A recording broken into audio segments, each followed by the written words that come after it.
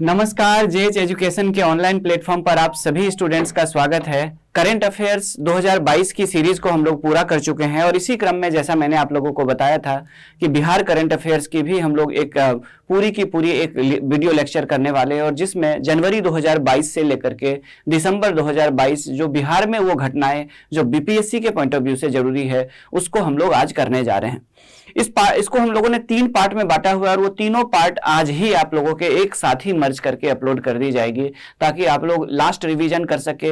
हालांकि मुझे पता है कि आप लोगों ने कई सारे सोर्सेज से आप लोगों ने अपने करंट अफेयर्स को तैयार कर लिया होगा इस सेगमेंट को, चूंकि इसमें ये बहुत बड़ा सेक्शन होता है, 30 के आसपास क्वेश्चन पूछे जाने की हमेशा संभावना होती है।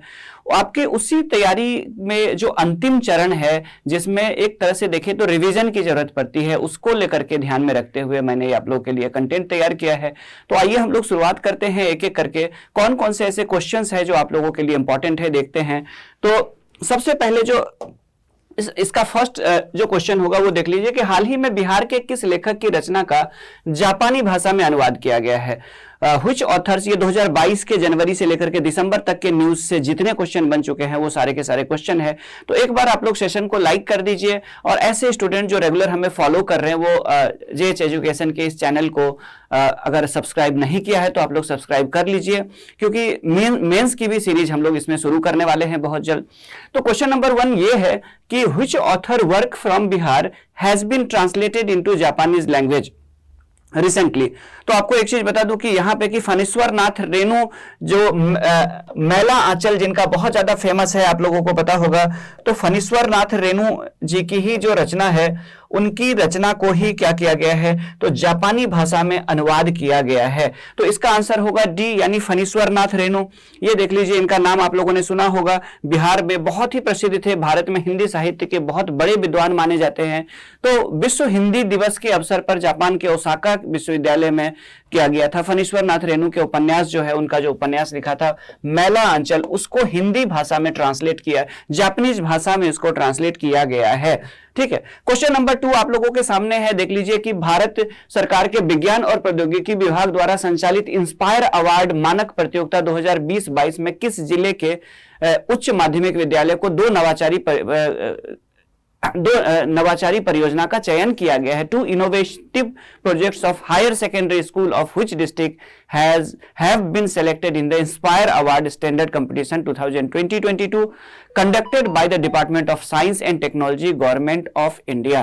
तो आपको बता दूं कि मधेपुरा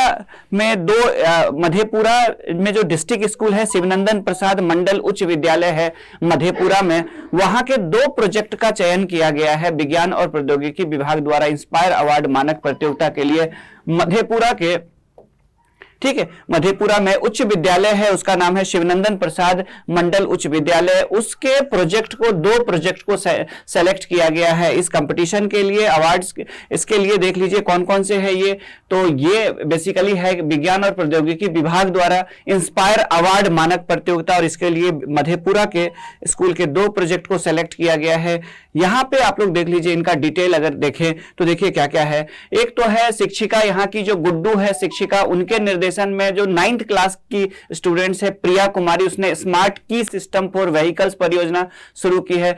तो व्हीकल्स के लिए स्मार्ट की सिस्टम का मतलब यह हो गया कि जो गाड़ियां हैं उसके लिए स्मार्ट चाबियां यानी लॉक करने के लिए ये सिस्टम गाड़ियों के लिए, व्हीकल्स के लिए है और इस प्रोजेक्ट को सेलेक्ट किया गया है अवार्ड के लिए। और दूसरा जो प्रोजेक्ट है, एक तो हो गया मधेपुरा में, ये प्रिया कुमारी के द्वारा है, गुड्डू इनकी टीचर का नाम है, उनके निर्देशन में। और दूसरा जो है शिक्षक है गौतम कुमार, उनके निर्देशन में 10th का एक स्टूडेंट है सूरज प्रताप, जिसने ऑटोमेटिक टॉयलेट क्लीनर योजना बनाई है। इसके तहत क्या होता है कि टॉयलेट पर बिना फ्लश किए हुए अगर कोई बाहर आ जाए तो उसमें अलार्म बजने लगती है।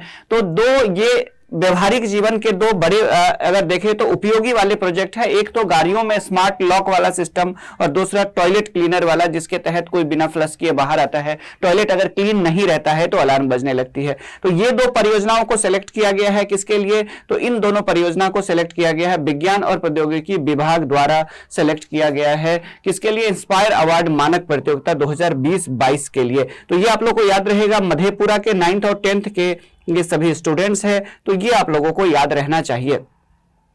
आगे क्वेश्चन नंबर 3 आप लोग के सामने है कि जनवरी 2022 में बांग्लादेश के ढाका में आयोजित एशियन स्वात स्वात जो है वो एक कंपटीशन होती है जिसको फ्रेंच बॉक्सिंग भी कहा जाता है, और फ्रेंच बॉक्सिंग कहा जाता है। इसमें बिहार के खिलाड़ियों ने कुल कितने पदक जीते थे यह पूछा जा रहा है। तो यहां पे है 2, बांग्लादेश में आयोजित किया गया था स्वात यानी फ्रेंच बॉक्सिंग कंपटीशन आयोजित किया गया था बांग्लादेश के कहां पे, तो ढाका में आयोजित किया गया था। बिहार के खिलाड़ियों ने भी भाग लिया था और बिहार के खिलाड़ियों ने यहां पे टोटल 6 मेडल्स जीते थे। क्योंकि ऑप्शन में यहां पे देख लीजिए तो 2, 3, 4 और 5 है, 6 नहीं है, तो इसका मतलब यहां पे क्या होगा, यहां पे जो इसका आंसर होगा ये होगा ई। और ई ऑप्शन आप लोगों को पता है कि कब होता है, जब इनमें से कोई नहीं होता है या इनमें से एक से अधिक। तो यहां कोई भी आंसर सही नहीं है एबीसीडी में, इसीलिए इसका आंसर होगा ई। बाकी इसका डिटेल यहां पे देख लीजिए, ये चारों जो है टोटल तो 6 जीते थे अलग अलग इवेंट्स में। इन्हीं चारों खिलाड़ियों ने, इन लोगों ने भाग लिए थे। बिहार की तरफ से ये गए हुए थे, बांग्लादेश में भाग लिया था, इंडिया की तरफ को रिप्रेजेंट किया था एशियन स्वात यानी फ्रेंच बॉक्सिंग चैंपियनशिप में, और 6 पदक जीते थे। और उनमें से यहां पे क्वेश्चन ये पूछा गया है, एक मिनट थोड़ा सा देख लीजिए, यहां पे पूछा गया है कि बिहार के खिलाड़ियों ने, सॉरी ठीक है, तो बिहार के खिलाड़ियों ने यहां पे पूछा गया है कि कितने मेडल जीते हैं।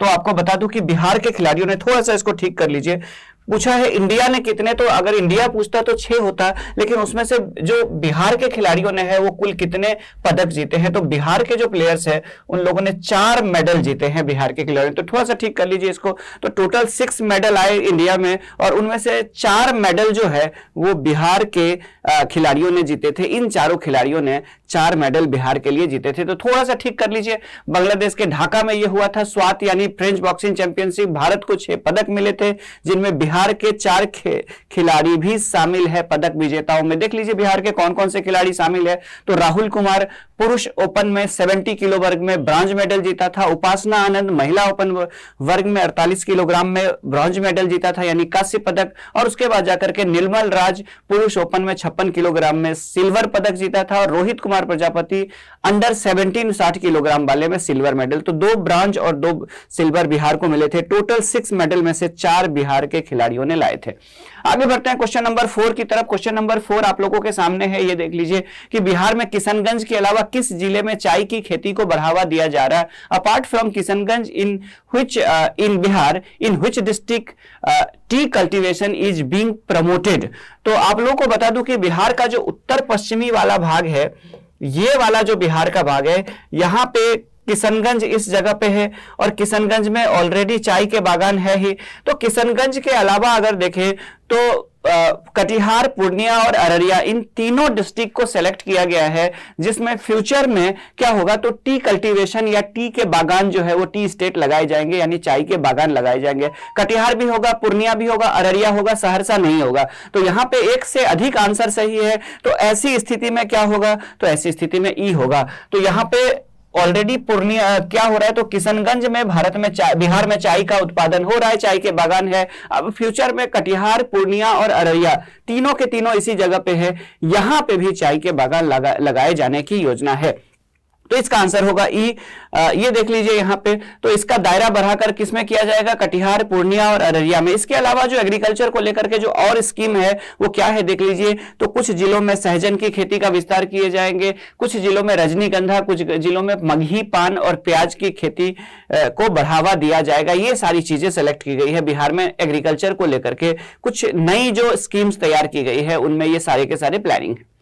आगे बढ़ते हैं क्वेश्चन नंबर 5 आप लोगों के सामने है कि 73वें गणतंत्र दिवस के अवसर पर 26 जनवरी 2022 को बिहार के किस युवा किसान को युवा किसान का इंडिया स्टार अवार्ड 2022 से सम्मानित किया गया। Which young farmer of Bihar has been honoured with India star award 2022 for young farmer on 26 January 2022 on the occasion of 73rd republic day. तो 73rd रिपब्लिक डे को 2022 की बात कर रहे हैं हम लोग। तो उसमें क्या हुआ था देख लीजिए, तो उसमें बिहार के संजीव कुमार जो कि हाजीपुर के हैं, कृषि में नई तकनीक का उपयोग करते हैं।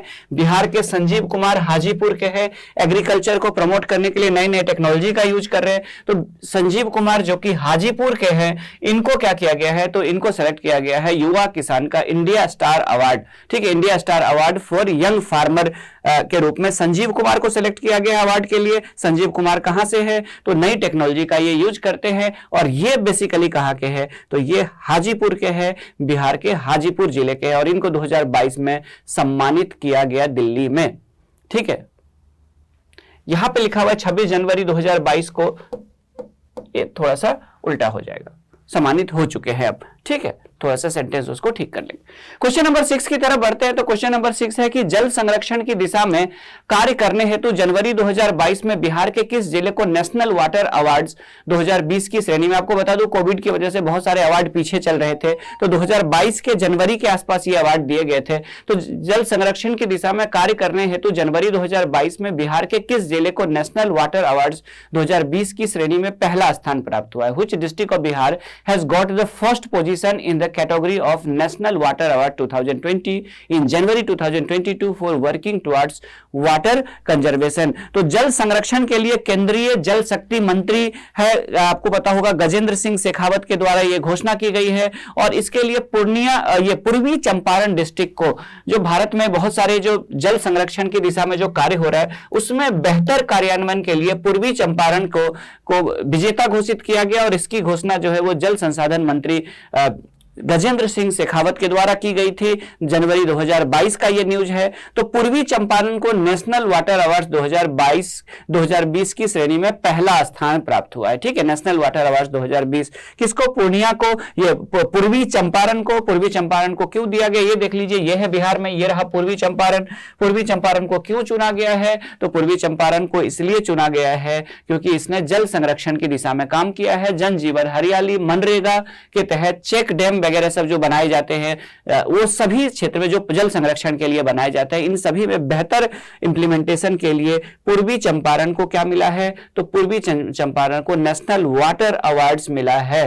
ठीक है, बिहार नेशनल वाटर अवार्ड 2020 पूर्वी चंपारण को मिला है और ये गजेंद्र सिंह शेखावत जो केंद्रीय जल संसाधन मंत्री है उनके द्वारा इसकी घोषणा की गई। क्वेश्चन नंबर 7 की तरफ बढ़ते हैं। क्वेश्चन नंबर 7 है कि बिहार में ऑपरेशन प्रहार किस उद्देश्य से चलाया गया था?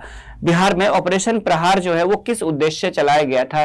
For what purpose was operation प्रहार लॉन्च्ड इन बिहार? तो बिहार पुलिस के द्वारा ये चलाया गया था, बिहार सरकार के गृह विभाग के द्वारा ये चलाया गया था और बेसिकली इनके दो बड़े मकसद थे। एक मकसद था अपराध को कम करना, तो ये ऑप्शन सही है, और दूसरा यह था कि शराबबंदी को सफल बनाना। ठीक है, शराबबंदी को सफल बनाना और दूसरा अपराध को कम करना, मेन ये दोनों पर्पस थे। और चूंकि आपको पता है कि जब भी एक से अधिक ऑप्शन सही होता है तो ऐसी स्थिति में भी क्या होता है? तो ऐसी स्थिति में ई आंसर होता है। तो इसका आंसर ई है इसमें से, क्योंकि दो स्टेटमेंट सही है। सही वाले स्टेटमेंट कौन कौन से है देख लीजिए। तो अपराध को रोकना, ठीक है, क्राइम प्रिवेंशन, और दूसरा था मैक प्रोहिबिशन शराबबंदी को सफल बनाना, लीकर प्रोहिबिशन ऐसा। ठीक है, तो शराबबंदी को सफल बनाना मेन मकसद था यहाँ पे, और उसके बाद अपराध को रोकना। ठीक है, तो ये दो, इसीलिए इसका आंसर जो होगा वो होगा ई, ऑपरेशन प्रहार। तो ऑपरेशन प्रहार यानी अपराध को कम करना और दूसरा शराबबंदी को सफल बनाना। बिहार सरकार के द्वारा 2020 में इसको शुरू किया गया था।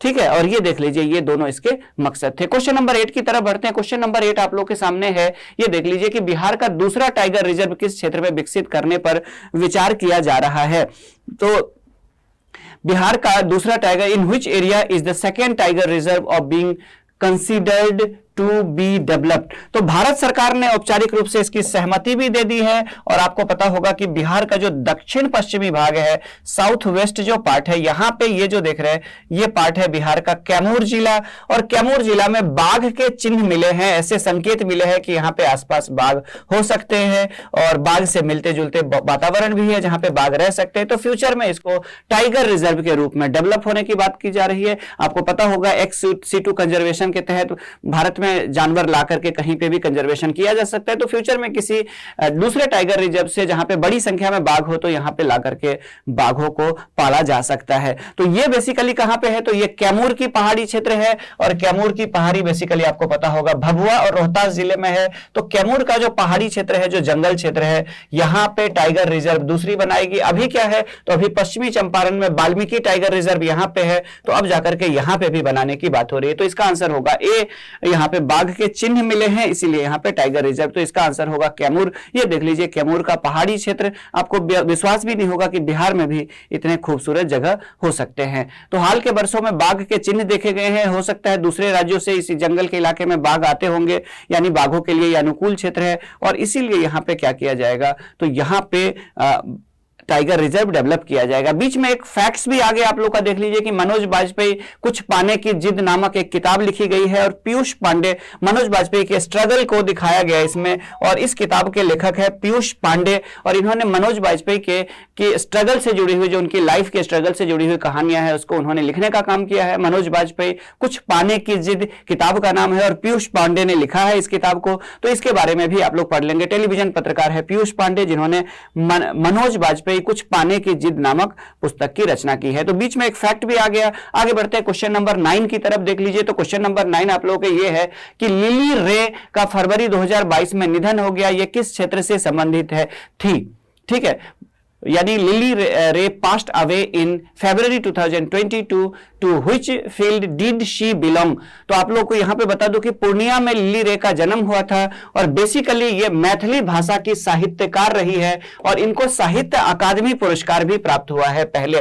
तो ये देख लीजिए लिली रे है और ये मैथिली भाषा की साहित्यकार रही है, पूर्णिया में इनका जन्म हुआ था, हाल ही में इनकी मृत्यु हो गई है और इनका जो फरवरी 2022 में निधन हो गया था। मैथिली की साहित्यकार थी। 1982 में साहित्य अकादमी पुरस्कार इनको दिया गया था। 1982 में इनको मिला था साहित्य अकादमी पुरस्कार और वो मिला था, इन्होंने मरीचिका नाम की मैथिली साहित्य में मरीचिका नाम का इनका जो साहित्य है उसके लिए इनको मिला था 1982 में साहित्य अकादमी पुरस्कार। तो लिली रे क्या थी? तो लेखिका थी, यानी साहित्यकार। उसके बाद जाकर के क्वेश्चन नंबर 10 आप लोगों के सामने है कि पुनौरा धाम, जिसे हाल ही में स्वदेश दर्शन योजना के रामायण सर्किट में शामिल किया गया है, बिहार के किस जिले में स्थित है? Punaura Dham which has recently been included in the Ramayana circuit of Swadesh Darshan scheme is located in which district? Question number 10। तो आपको एक चीज बता दूं कि पुंडरीक ऋषि का आश्रम और माता सीता की जन्मभूमि, पुंडरीक ऋषि का आश्रम जहां पे कहा जाता है कि माता सीता का जन्म हुआ था, उसी के पास राजा जनक के द्वारा हल जोता जा रहा था और उसी जगह पे सीता माता एक कलश के रूप में राजा जनक को प्राप्त हुई थी और ये बिहार के सीतामढ़ी डिस्ट्रिक्ट में है। और जो परंपरा है, हिंदू परंपरा है, सनातन परंपरा में, तो सीतामढ़ी को माता सीता का जन्म स्थान माना जाता है और यहीं पे पुंडरीक ऋषि के भी आश्रम है और यहीं पे सीता माता का एक बड़ा सा मंदिर भी है। जानकी मंदिर की बात करें सीतामढ़ी में है। तो सीतामढ़ी बिहार के इस क्षेत्र में है और आपको बता दूं कि भारत में जो रामायण सर्किट का मतलब है कि वो क्षेत्र जो रामायण से किसी न किसी रूप में जुड़े हैं, चाहे सीता के माता के जन्म हो या फिर रामायण के जितने भी किरदार है उनमें से किसी भी व्यक्ति का कोई ना कोई उस जगह से जुड़ाव रहा हो, तो ऐसे स्थान को रामायण सर्किट में शामिल किया गया है और उसी के तहत सीता माता की जो जन्मभूमि के रूप में सीतामढ़ी लोगों के बीच प्रसिद्ध रहा है, तो इस सीतामढ़ी को भी रामायण सर्किट में शामिल किया गया है। पुंडरीक ऋषि का भी आश्रम है और ये सीतामढ़ी कहां पे है? तो बिहार में है और ये नेपाल की सीमा पे है इस जगह पे। ठीक है, बगल में मधुबनी है और उसी के बगल में यहाँ पे सीतामढ़ी और ये नेपाल के सीमा पर स्थित है। तो इसका आंसर होगा सीतामढ़ी और इसका आंसर होगा डी। ये देख लीजिए मां जानकी स्थल है, जन्म स्थल है, यहाँ पे पुंडरीक ऋषि का आश्रम रहा है और केंद्रीय पर्यटन मंत्रालय ने इसे शामिल किया है रामायण सर्किट में। ये 13वां धाम होगा जो रामायण सर्किट से जुड़ा हुआ होगा। क्वेश्चन नंबर 11 की तरफ बढ़ते हैं। क्वेश्चन नंबर 11 आप लोग के सामने ये है कि बिहार विकास मिशन द्वारा नल जल कनेक्शन को लेकर फरवरी 2022 में जारी रिपोर्ट में दो बार आ गया है, तो थोड़ा सा एक मिनट, फरवरी 2022 में जारी रिपोर्ट में गांवों में कनेक्शन देने के मामले में किस जिला को प्रथम स्थान दिया गया है? In the report released by the Bihar development mission in February 2022 regarding tape water connection, which district has got the first position in terms of providing water connections in village? तो गांवों में अगर देखें, बिहार में बिहार विकास मिशन द्वारा जो नल जल कनेक्शन को लेकर के जो रिपोर्ट फरवरी 2022 में जारी की गई थी, उस रिपोर्ट के अनुसार अगर देखें तो ग्रामीण क्षेत्रों में बांका ठीक है, ग्रामीण क्षेत्रों में बांका और शहरी क्षेत्रों में जहानाबाद को, ठीक है, प्रथम स्थान प्राप्त हुआ है। तो ग्रामीण क्षेत्र के मामले में किसे, तो भागलपुर के बगल में आप लोगों को पता होगा, बिहार में भागलपुर के दक्षिण में एक जिला है बांका, यहां पे तो बांका जिले को प्रथम स्थान प्राप्त हुआ है ग्रामीण क्षेत्रों में कनेक्शन को लेकर के, और शहरी क्षेत्रों में कनेक्शन को लेकर के प्रथम स्थान जो है वो किसे प्राप्त हुआ है, वो जहानाबाद डिस्ट्रिक्ट को प्राप्त हुआ है। तो इसका आंसर होगा बांका, यानी इसका आंसर होगा सी। यहां पे इसका डिटेल देख लीजिए, ये यहां से गलती से यहां पे ई ऑप्शन जो है यहां पे टाइप हो गया, तो उसको कंसीडर नहीं करेंगे। तो नल जल कनेक्शन देने को लेकर के शहरी और ग्रामीण क्षेत्रों की जो रिपोर्ट है वो जारी की गई है, फरवरी 2022 में जारी की गई थी। बांका जिला जो है वो ग्रामीण क्षेत्रों में टॉप पे रहा था, और जहानाबाद है वो शहरों में के मामले में टॉप पे रहा था। क्वेश्चन नंबर 12 की तरफ बढ़ते हैं। देख लीजिए, क्वेश्चन नंबर 12 है कि केंद्रीय सरकार की गति शक्ति योजना के तहत विकसित गाय घाट नदीय बंदरगाह बिहार के किस जिले में स्थित है। तो गति शक्ति क्या है, तो इनलैंड वाटरवेज डेवलप करने की प्लान है, आंतरिक जो जलमार्ग है उसे विकसित करने की बात की गई है इसमें गति शक्ति परियोजना में। तो इसी के तहत आप लोगों को पता होगा कि भारत में जो NW1 है, यानी राष्ट्रीय जलमार्ग 1 है, वो प्रयागराज से लेकर के हल्दिया तक जाती है, और प्रयागराज से हल्दिया तक के जाने के क्रम में ये पटना से भी गुजरती है गंगा नदी, और बिहार से गुजरती है, आप लोग को पता होगा। और बिहार से गुजरने के दौरान पटना में भी एक बंदरगाह बनाई गई है गाय घाट में, और वो एक नदीय बंदरगाह है। तो गति शक्ति परियोजना क्या है, तो गति शक्ति परियोजना सेंट्रल स्पॉन्सर्ड प्रोजेक्ट है, इनलैंड वाटर वे डेवलप की जा रही है, और इसी के तहत जो राष्ट्रीय जलमार्ग 1 है, नेशनल वाटरवे 1 है, वो प्रयागराज से लेकर के यानी यूपी से लेकर के हल्दिया बंदरगाह यानी पश्चिम बंगाल तक है, और वो बिहार से भी गुजरती है, गंगा नदी तो चूंकि ये बिहार से भी गुजरती है, तो इसीलिए पटना में गाय घाट डेवलप किया जा रहा है इसके तहत। तो गाय घाट क्या होगा, एक रिवराइन पोर्ट यानी नदीय बंदरगाह होगा, और यहां से चाहे तो अंतरराष्ट्रीय स्तर के लिए भी जहाजें अवेलेबल होगी, सामान लाने ले जाने की सुविधा होगी। तो ये पटना का गाय घाट बंदरगाह है, ये देख लीजिए आप लोग यहाँ पे। उसके बाद जाकर के बाकी इसकी स्थिति देख लीजिए, बेसिकली ये चालू कर दिया गया है, कार्गो शिप वगैरह सब कलकत्ता जाती है, हल्दिया जाती है, यहां से बनारस भी जा सकती है और प्रयागराज भी जा सकती है। और ये अगर बात करें तो पटना से हल्दिया बांग्लादेश होते हुए गुवाहाटी के लिए भी कार्गो रवाना की गई थी, और उसके अलावा सारण जिले में यहीं पे कालू घाट बंदरगाह को भी डेवलप किया जा रहा है गति शक्ति परियोजना के तहत। क्वेश्चन नंबर 13 की तरफ बढ़ते हैं। क्वेश्चन नंबर 13 है कि बिहार में किस जनजाति की महिलाओं के लिए पहली बार बिहार विशेष सशस्त्र पुलिस बल का बटालियन यानी कि बिहार स्पेशल आर्म फोर्स बनाया गया। For the first time in a battalion of Bihar special arm police force has been form for the women of which tribe in India. तो बिहार में आप देखेंगे तो बिहार में जो चंपारण का क्षेत्र है, पूर्वी चंपारण और पश्चिमी चंपारण का क्षेत्र, तो इस एरिया में एक जनजाति पाई जाती है थारू जनजाति, जो न सिर्फ बिहार में है बल्कि यूपी के भी इलाके में है और नेपाल के तराई क्षेत्र में भी है। यहाँ पे है थारू जनजाति, नेपाल के भी तराई क्षेत्र में है और यूपी के भी कुछ इलाकों में है। तो बिहार में इन थारू जनजाति की महिलाओं के लिए एक विशेष बटालियन बनाई गई है।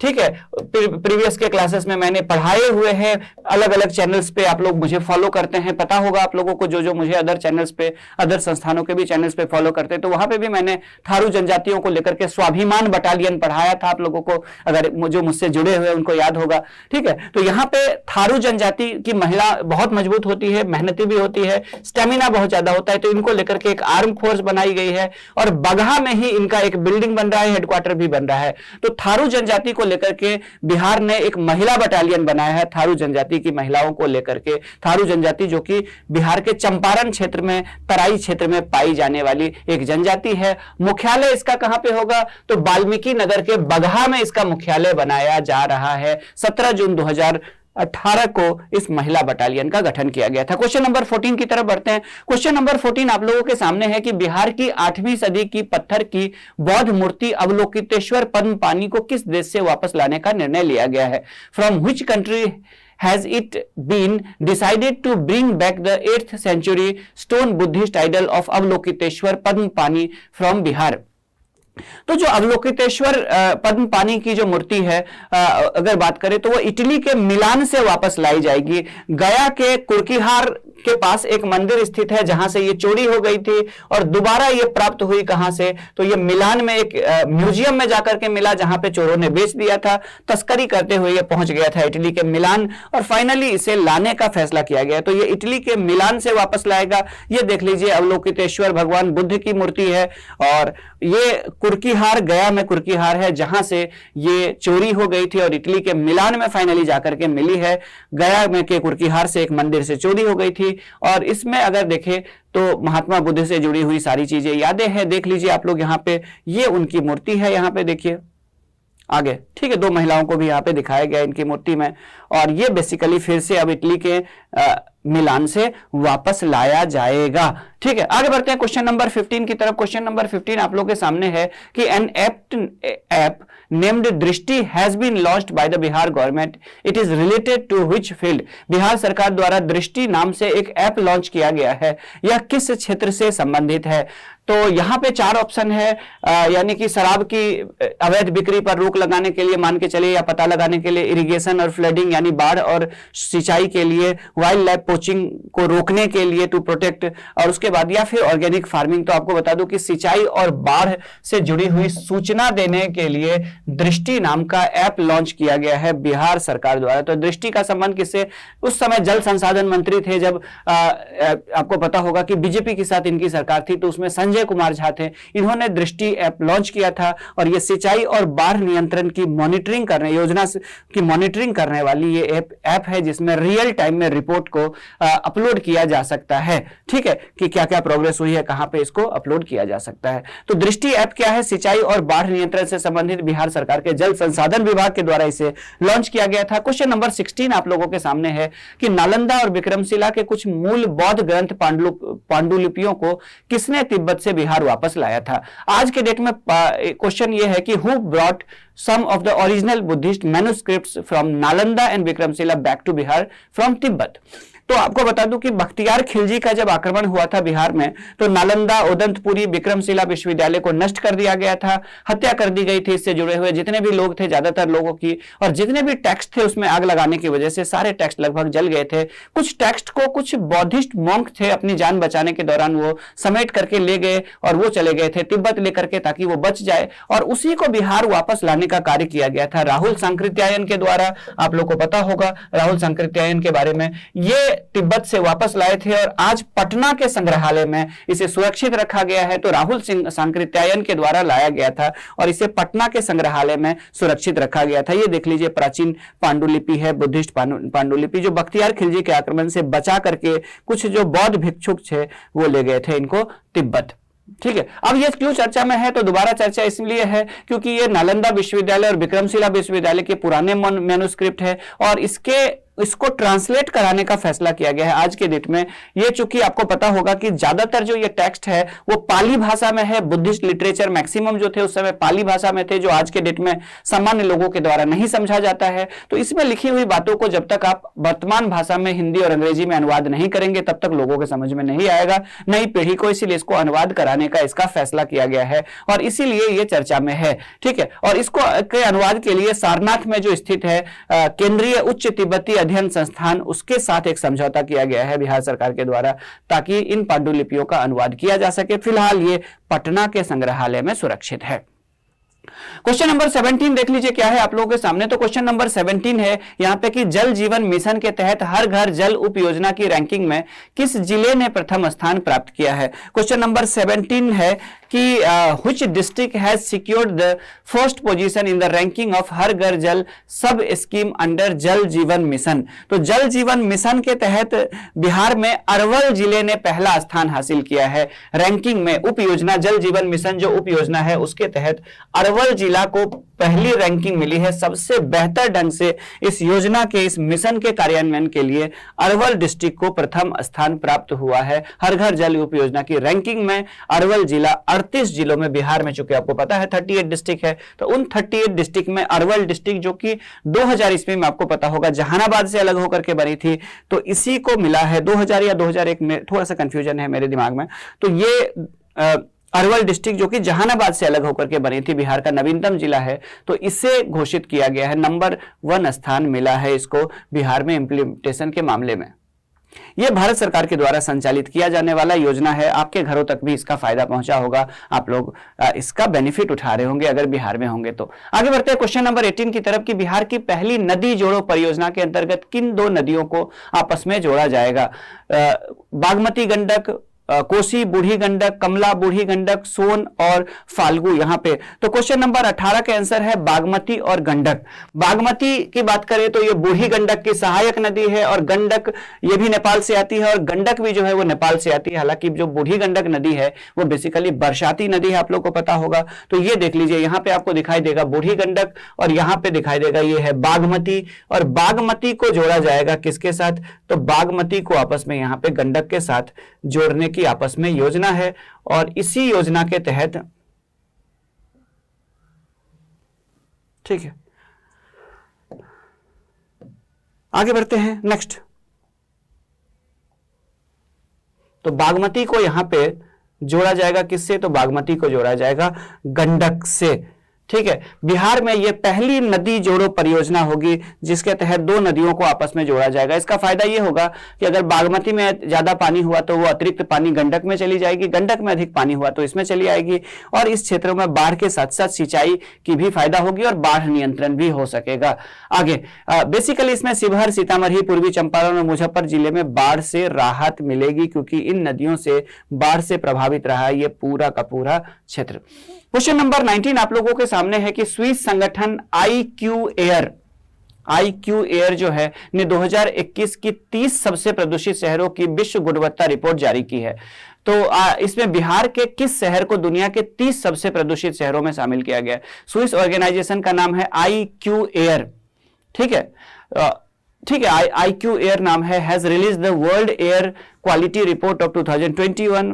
ये 2022 में जारी किया गया है। For 30 most polluted city in which city of Bihar has been included in the world's 30 most polluted city. तो इसमें कोई रैंकिंग नहीं है बल्कि 30 शहरों की सबसे प्रदूषित, वायु प्रदूषित शहरों की सूची है और उसमें बिहार के 2 शहर शामिल किए गए हैं। उसमें बिहार का पटना भी है और मुजफ्फरपुर भी है, और दोनों की एयर क्वालिटी इंडेक्स जो है वो बहुत खराब हो चुकी है। पटना की हवा और मुजफ्फरपुर की हवा बहुत ज्यादा दूषित हो चुकी है।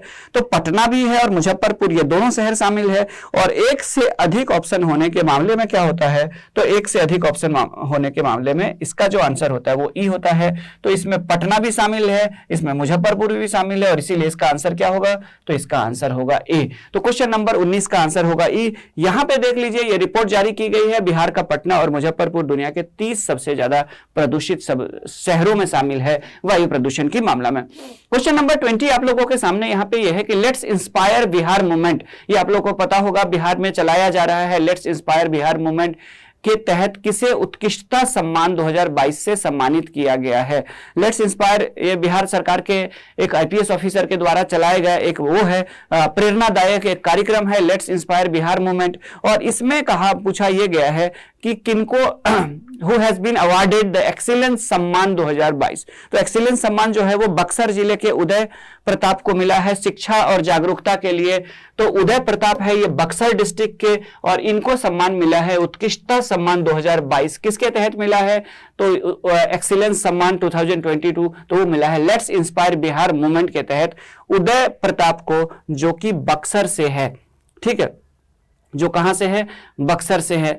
आगे लेट्स इंस्पायर बिहार जो है बिहार में शिक्षा को बढ़ावा देने के लिए शुरू की गई पहल है। विभिन्न स्तर पर शिक्षक और छात्रों को जोड़ने का ये एक कार्यक्रम है। क्वेश्चन नंबर 21 की तरफ बढ़ते हैं। क्वेश्चन नंबर 21 है, देख लीजिए क्या है। तो क्वेश्चन नंबर 21 ये है कि Varanasi Howrah high speed rail corridor, high speed rail corridor के तहत आप लोग को पता होगा कि इसमें मालगाड़ियां चलती है और उसके अलावा अगर बात करें तो तेज गति की ट्रेनें चलती है, और ये कॉरिडोर जो है वो बिहार के कुल कितने जिलों से गुजरेगी ये पूछा जा रहा है क्वेश्चन नंबर 21।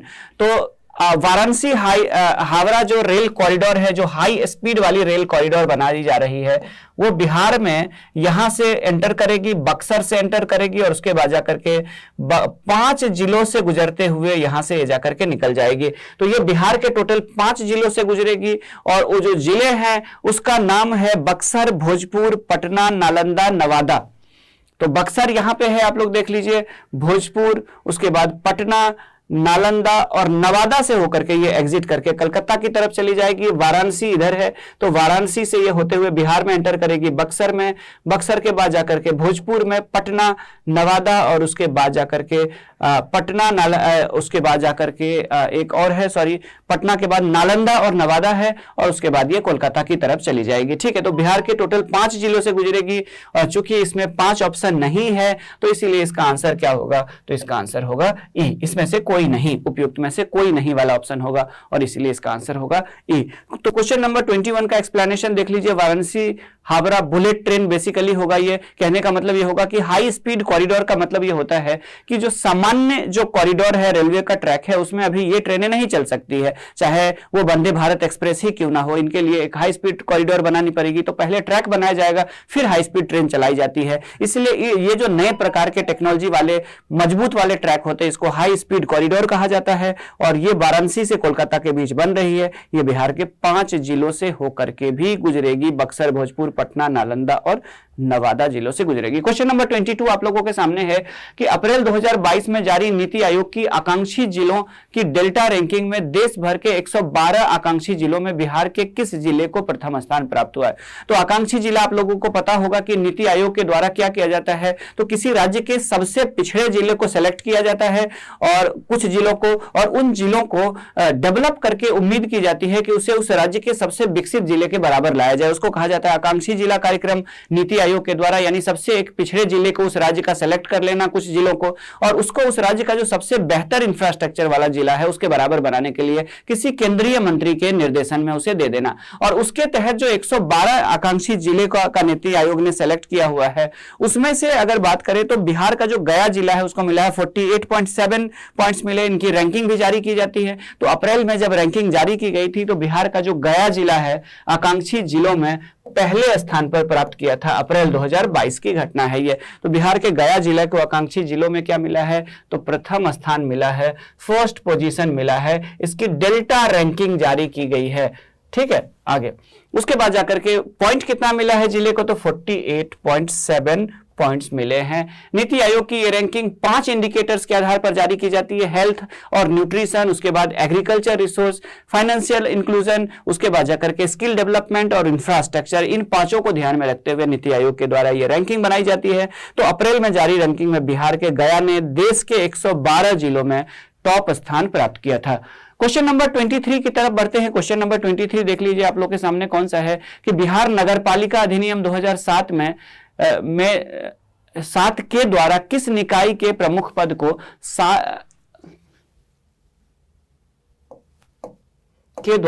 किस निकाय के प्रमुख के पद को, यानी जो हेड होगा उसको जनता द्वारा प्रत्यक्ष रूप से चुने जाने का प्रावधान किया गया है। तो अभी तक आप लोगों को पता होगा कि बिहार में कई सारे ऐसे निकाय है। कुछ ऐसे निकाय जैसे गांव में ग्राम पंचायत होती है तो उसमें जो मुखिया का पद होता है वो प्रत्यक्ष होता है, लेकिन कुछ पद जो होते हैं वो अप्रत्यक्ष होते हैं। तो यहीं पे क्वेश्चन ये पूछा गया है कि नगर पालिका अधिनियम को लेकर के कौन से निकाय ऐसे हैं जिसके जो हेड चुने जाएंगे वो अब डायरेक्ट चुना जाएगा जनता के द्वारा, ना कि पार्षदों के द्वारा चुना जाएगा। तो अभी तक बिहार में यही प्रावधान था कि जो नगर पंचायत होते होंगे उसके पार्षद पहले चुने जाएंगे और पार्षद अपने में से एक को अध्यक्ष चुनेगा, जिसको मेयर कह लीजिए या जो कह लीजिए अधिकारी। ठीक है, उसके बाद नगर पंचायत के प्रमुख कह लीजिए, जो कह लीजिए। नगर पालिका में भी जो मेयर होंगे उसके भी चुनाव पहले कैसे होते थे, तो इनडायरेक्ट होते थे। अभी भी भारत के ज्यादातर राज्यों में इनडायरेक्ट होते हैं। जो पार्षद होता है उसी में से एक को मेयर चुनते हैं। और नगर निगम में भी यही होता है। जैसा दिल्ली नगर निगम में देखा होगा आपने, पार्षद तो चुन लिए गए लेकिन अभी तक मेयर नहीं चुना जा सका क्योंकि सदस्यों के बीच में आपस में बहुत ज्यादा विवाद हो रहा है। तो बिहार में ये तीनों के तीनों पद जो है वो सदस्यों के द्वारा चुना जाता था, बाद में इनडायरेक्ट होता था, जनता के द्वारा नहीं। लेकिन बिहार सरकार ने एक अधिनियम के द्वारा 2007 वाला जो अधिनियम है नगर पालिका अधिनियम, उसमें अभी संशोधन किया है 2022 में। तो अब ये जो तीनों के तीनों जो पद है ये डायरेक्ट चुने जाएंगे। किसी की का मर्जी है तो वो पार्षद में खड़ा हो और किसी की मर्जी है तो डायरेक्ट वो मेयर के पद में खड़ा हो। ये तीनों ऐसा ही होगा। लेकिन इसका संबंध नगर पालिका से नहीं है। इसका संबंध किससे है, तो इसका संबंध जो है जिला परिषद का संबंध जो है वो ग्राम पंचायत से है। और ये जिला परिषद के पहले सदस्य चुने जाते हैं और उनमें से एक को अध्यक्ष चुना जाता है, जिला परिषद का अध्यक्ष कहा जाता है। तो ये तीनों के तीनों जो पद है ये अब डायरेक्ट जनता के द्वारा चुना जाएगा। चूंकि एक से अधिक आंसर है तो ऐसी स्थिति में इसका आंसर क्या होगा, तो इसका आंसर होगा ई। तो ये देख लीजिए यहाँ पे नगर पंचायत, नगर पालिका और नगर निगम का चयन जो होगा, के प्रमुख का जो चयन होगा वो प्रत्यक्ष रूप से जनता के द्वारा किया जाएगा। और 2007 के जो अधिनियम है इसमें बदलाव किया गया है।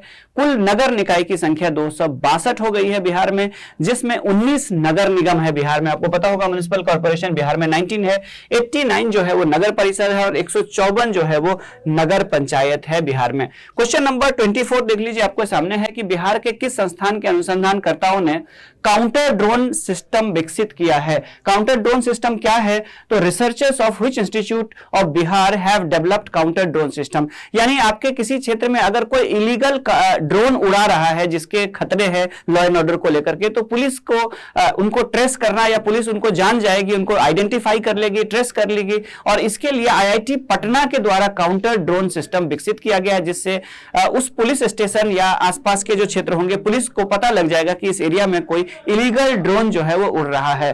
तो ये काउंटर ड्रोन जो है वो किसके द्वारा तैयार किया गया? ये आईआईटी पटना के रिसर्चर्स के द्वारा, फेलोशिप्स के द्वारा मिलकर के टीम के द्वारा तैयार किया गया है काउंटर ड्रोन। इससे पुलिस को मदद मिलेगी। तो अनुसंधानकर्ता आईआईटी पटना का इंक्यूबेशन सेंटर के अनुसंधानकर्ताओं ने तैयार किया है। बिना अनुमति के उड़ने वाले जो अनाधिकृत इलीगल ड्रोन होंगे उनको आइडेंटिफाई किया जाएगा और उसके बाद जाकर के, ठीक है, उनको रिपोर्ट की जाएगी। क्वेश्चन नंबर 25 की तरफ बढ़ते हैं। क्वेश्चन नंबर 25 ये है आपके सामने कि which district of Bihar has been selected for the prime minister award for the production and development of makhana under the one district one product of the central government. केंद्र सरकार के वन डिस्ट्रिक्ट वन प्रोडक्ट, आपको पता होगा कि भारत सरकार के द्वारा भारत के प्रत्येक जिले को किसी न किसी विशेष उत्पाद के लिए, स्पेशल प्रोडक्ट्स के लिए क्या किया जा रहा है, तो उनको सेलेक्ट किया गया है वन डिस्ट्रिक्ट वन प्रोडक्ट के तहत। और इसमें पूछा गया है कि किस जिले के प्रधान अवार्ड के लिए चुना गया। पूछा यह गया कि मखाना के लिए।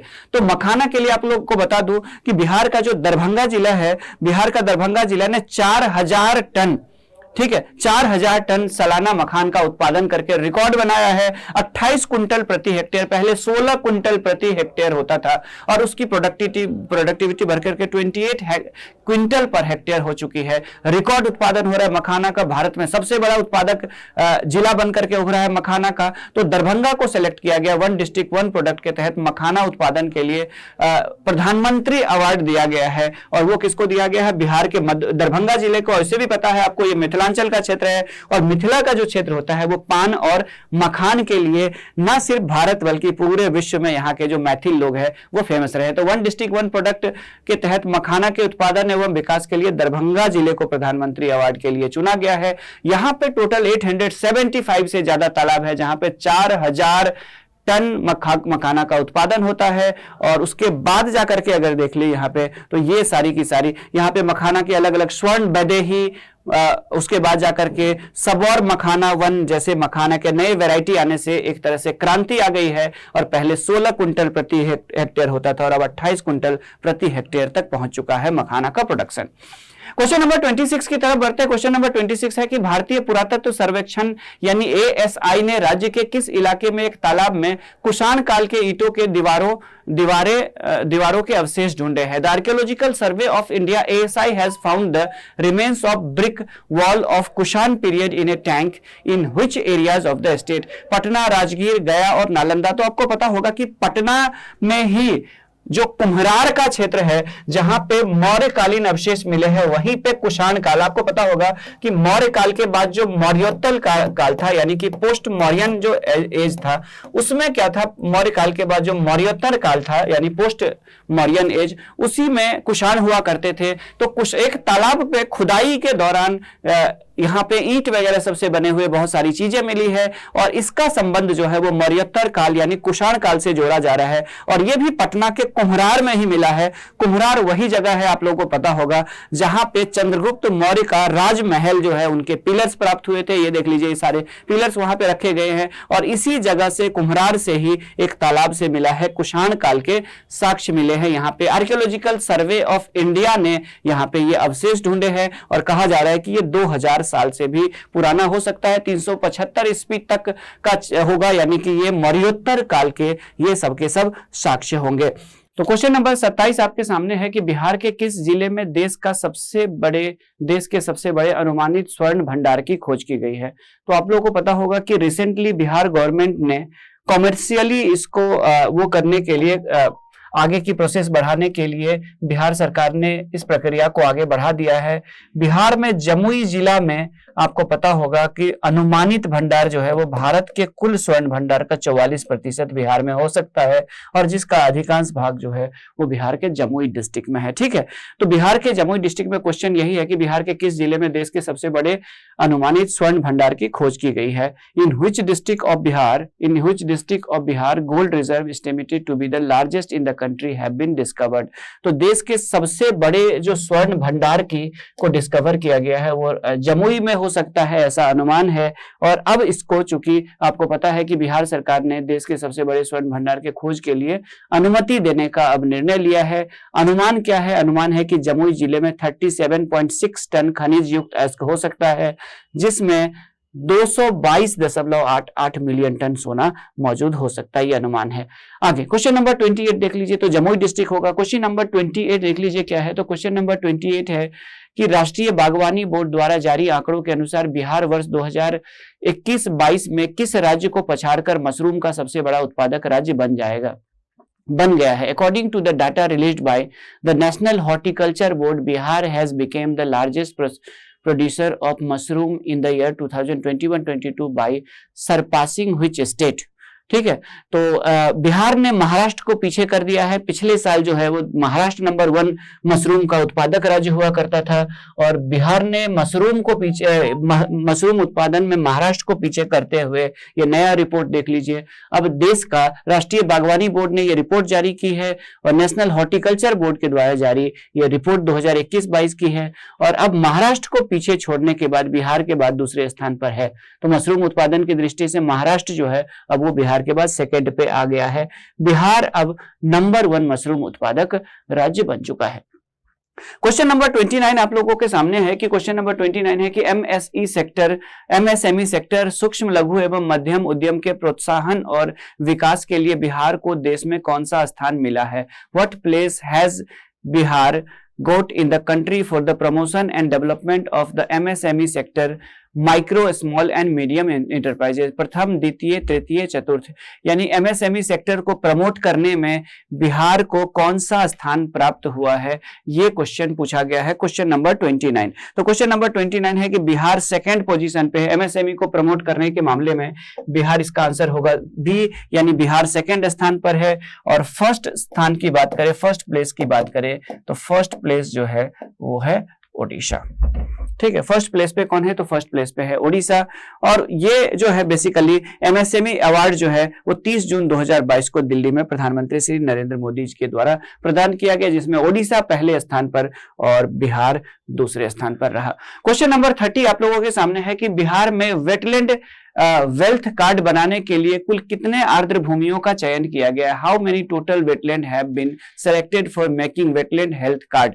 तो बिहार में आपको बता दूं कि टोटल 118, ठीक है, बिहार की अगर बात करें तो बिहार में टोटल 128 जिलों के 128 वेटलैंड जो है वो बिहार के टोटल 21 जिलों में 128 वेटलैंड यानी आर्द्र भूमियों का चयन किया गया। आर्द्र भूमि बेसिकली क्या होते हैं? तो ऐसे क्षेत्र जहां के साल के अधिकांश महीने डूबे रहते हैं पानी से, कुछ महीने थोड़े बहुत सूखते हैं आसपास के पानी, यहाँ पे बर्ड्स वगैरह सब बड़ी संख्या में रहती है। बायोडायवर्सिटी के पॉइंट ऑफ व्यू से ये जरूरी होता है। और इसके अलावा ये बाढ़ के समय जो बाढ़ का अतिरिक्त पानी है उसको अपने में समा करके ये उस क्षेत्र के बाढ़ से विभीषिका को उस क्षेत्र से को बचाती है। उसके अलावा सूखे के समय ये सिंचाई और अन्य कार्यों में और पशु पक्षियों के लिए पानी का स्रोत होता है। तो बिहार में टोटल अगर बात करें तो इन वेटलैंड में जो पॉल्यूशन की वजह से या फिर अन्य कारणों से जो वेटलैंड के एरिया को नुकसान हुआ है, तो उसके लिए जो वेटलैंड में जो नुकसान हुआ है उसको लेकर के उसके हेल्थ कार्ड बनाए जाएंगे, उसकी रिपोर्ट तैयार की जाएगी और इसके लिए बिहार के टोटल 128 वेटलैंड का चयन किया गया है 21 अलग अलग जिलों से। ठीक है, तो टोटल 21 जिलों से 128 वेटलैंड को चयनित किया गया है। बेसिकली ये चौर वाले तालाब, डैम, बाढ़ के मैदान, नदी, तालाब, झील, पानी से भरे जंगल वाले क्षेत्र होते हैं, ये सब के सब जिनको हम लोग वेटलैंड कहते हैं। क्वेश्चन नंबर 31 आप लोगों के सामने है, ये है, देख लीजिए कि बिहार में कहां पर आर्चरी का एकलव्य सेंटर खोले जाने की योजना है। आर्चरी मतलब तीर अंदाजी के लिए एकलव्य सेंटर खोलने की बात हुई है। तो where in Bihar is there a plan to open Eklavya centre of archery. तो बिहार में पटना में भी 3 जगह पे, पटना में, गया में, आरा में, इन तीनों जगह पे एक एक आर्चरी ट्रेनिंग सेंटर खोले जाने की योजना है। तो यहां पे चूंकि एक से अधिक आंसर है, इसीलिए इसका आंसर होगा ई। तो इस तरह से पटना में भी, गया में भी और आरा में भी आर्चरी ट्रेनिंग सेंटर, जो एकलव्य सेंटर खोले जाएंगे, जहां पे तीरंदाजी की ट्रेनिंग दी जाएगी, पटना, गया और आरा में। और ये बेसिकली बिहार खेल प्राधिकरण के द्वारा इसकी घोषणा की गई है। क्वेश्चन नंबर 32 की तरफ बढ़ते हैं। क्वेश्चन नंबर 32 आप लोगों के सामने है कि बिहार में हाथी बचाव व पुनर्वास केंद्र स्थापित किया जा रहा है। Elephant rescue and rehabilitation centre is being set up in Bihar. तो बिहार में बात करें तो हाथी बचाव और जो पुनर्वास केंद्र की बात कर ले तो वो बिहार के पश्चिमी चंपारण में जो टाइगर रिजर्व है, वाल्मीकि टाइगर रिजर्व है, उसी के जंगल वाले क्षेत्र में यहां से कई बार हाथी वगैरह सब नेपाल से भी भटक करके आ जाते हैं। तो उनको बचाने के लिए हाथी बचाओ और पुनर्वास केंद्र बनाई जाएगी। पश्चिमी चंपारण में होगा, ये बिहार के पश्चिमी चंपारण में होगा। जो वाल्मीकि टाइगर रिजर्व का जो क्षेत्र है वहीं के जंगलों में ये स्थित होगा। तो इसका आंसर होगा ए। देख लीजिए, कई बार यहाँ पे हाथी वगैरह सब नेपाल से भी भटक करके आ जाते हैं, अपनी झुंड में भटक जाते हैं। तो वाल्मीकि टाइगर रिजर्व में स्थापित किया जाएगा। मंगुराहा वन क्षेत्र है यहाँ पे, वहां पे जीपीएस सिस्टम के सहयोग से यहाँ पे स्थानों का चयन किया जाएगा और हाथियों को बचाने का और वहां पे पुनर्वास करने का प्रयास किया जाएगा। क्वेश्चन नंबर 33 आप लोगों के सामने है कि बिहार विधानसभा में सबसे बड़ी पार्टी है, the largest party in the Bihar legislative assembly. तो आप लोग को पता होगा कि बिहार में जो असदुद्दीन ओवैसी है, उनकी पार्टी के 4 विधायक आरजेडी में शामिल हो गए थे और आरजेडी में शामिल होने के बाद आरजेडी बिहार की सबसे बड़ी पार्टी बन गई थी। 80 सीट हो गया था, बाद में हालांकि घट गए। तो फिलहाल 79 बिहार विधानसभा में सीट है किनके, तो राष्ट्रीय जनता दल के हैं। और इस तरह से राष्ट्रीय जनता दल यानी राजद जो है वो बिहार की सबसे बड़ी पॉलिटिकल पार्टी बन गई है। पहले बीजेपी बिहार की सबसे बड़ी राजनीतिक दल हुआ करती थी। तो बिहार में एआईएमआईएम के 4 विधायक इसमें शामिल हो गए और 243 सदस्यीय बिहार विधानसभा में 80 विधायक के साथ सबसे बड़ी पार्टी बन गई। हालांकि फिलहाल अभी अगर देखेंगे, लेटेस्ट आज का डाटा देखेंगे तो 79 जो एमएलए है वो आरजेडी के हैं। फिर भी आरजेडी बिहार की सबसे बड़ी पॉलिटिकल पार्टी मानी जाएगी। ठीक है, बीच में कुछ पार्टियों के विधायक बीजेपी में शामिल हुए थे, आप लोगों को पता होगा, और उसके बाद बिहार में बीजेपी सबसे बड़ी पार्टी बनी थी और अब जाकर के आरजेडी सबसे बड़ी पार्टी बन गई है। ठीक है, आगे नेक्स्ट बिहार के क्वेश्चन नंबर 34 है कि बिहार के किस जिले के जंगल में राज्य का पहला ऑक्सीजन पार्क बनाया जा रहा है। तो ऑक्सीजन पार्क कहने का मतलब ऐसे क्षेत्र जहां पे विशेष प्रकार के बांस और जंगल लगाए जाएंगे जिससे लोगों को शुद्ध ऑक्सीजन मिल सके, और इसे ऑक्सीजन पार्क नाम दिया गया है। और ये बिहार के गोपालगंज में, ये साउथ इंडिया में भी कुछ जगहों पे ऑक्सीजन ऐसे पार्क बनाए गए, उसी के तर्ज पे बिहार के गोपालगंज जिले में ऑक्सीजन पार्क बनाए जाएंगे। तो गोपालगंज में थावे का जंगल है और थावे का जो वन क्षेत्र है वहां पे क्या किया जाएगा, नगर वन योजना के तहत इसे ऑक्सीजन पार्क को डेवलप किया जाएगा। और तमिलनाडु का जो सलेम में पेरियार विश्वविद्यालय है वहां पे भी जो भीमा प्रजाति के बांस है जो वहां से ला करके वैसे ही प्रकार के बांस के पौधे लगाए जाएंगे और बेसिकली ये क्या होगा, तो शुद्ध हवा वाला क्षेत्र होगा। कहां पे होगा, तो ये बिहार के गोपालगंज में। क्वेश्चन नंबर 35 आप लोगों के सामने है। क्वेश्चन नंबर 35 यह है कि भारतीय रिजर्व बैंक की रिपोर्ट के अनुसार 2022-23 में राज्य का बकाया 2.88 लाख करोड़ है, जो कि जीएसटीपी का ग्रॉस स्टेट डोमेस्टिक प्रोडक्ट का है। कितना परसेंट ये पूछ रहा है। According to the report of the reserve bank of India, the dues of the state in 2022-23 is 2.88 lakh crore which is of GSDP। तो ग्रॉस स्टेट जो डोमेस्टिक प्रोडक्ट होता है यानी राज्य के जो सकल घरेलू उत्पाद होते हैं उसमें 40% से आप ज्यादा कर्ज ये नहीं कर सकते, ठीक है। तो उसमें देखिए तो 40 दशमलव जो लिमिट है वो है आपका 40.80 नियम के अनुसार, उससे ज्यादा राज्य जो है वो अपने जीडीपी में कर्ज नहीं ले सकता है। तो बिहार में फिलहाल उससे थोड़ा नीचे है, लेकिन राज्यों में बिहार उन राज्यों में शामिल है जिन राज्यों के पास के ऊपर बहुत ज्यादा कर्ज है, चाहे वो सेंटर से लिया हो या किसी से लिया हो। तो 38.66% जो जीएसडीपी का है वो बिहार का जो कर्ज है वो बिहार के टोटल जीएसडीपी का 38.66% है।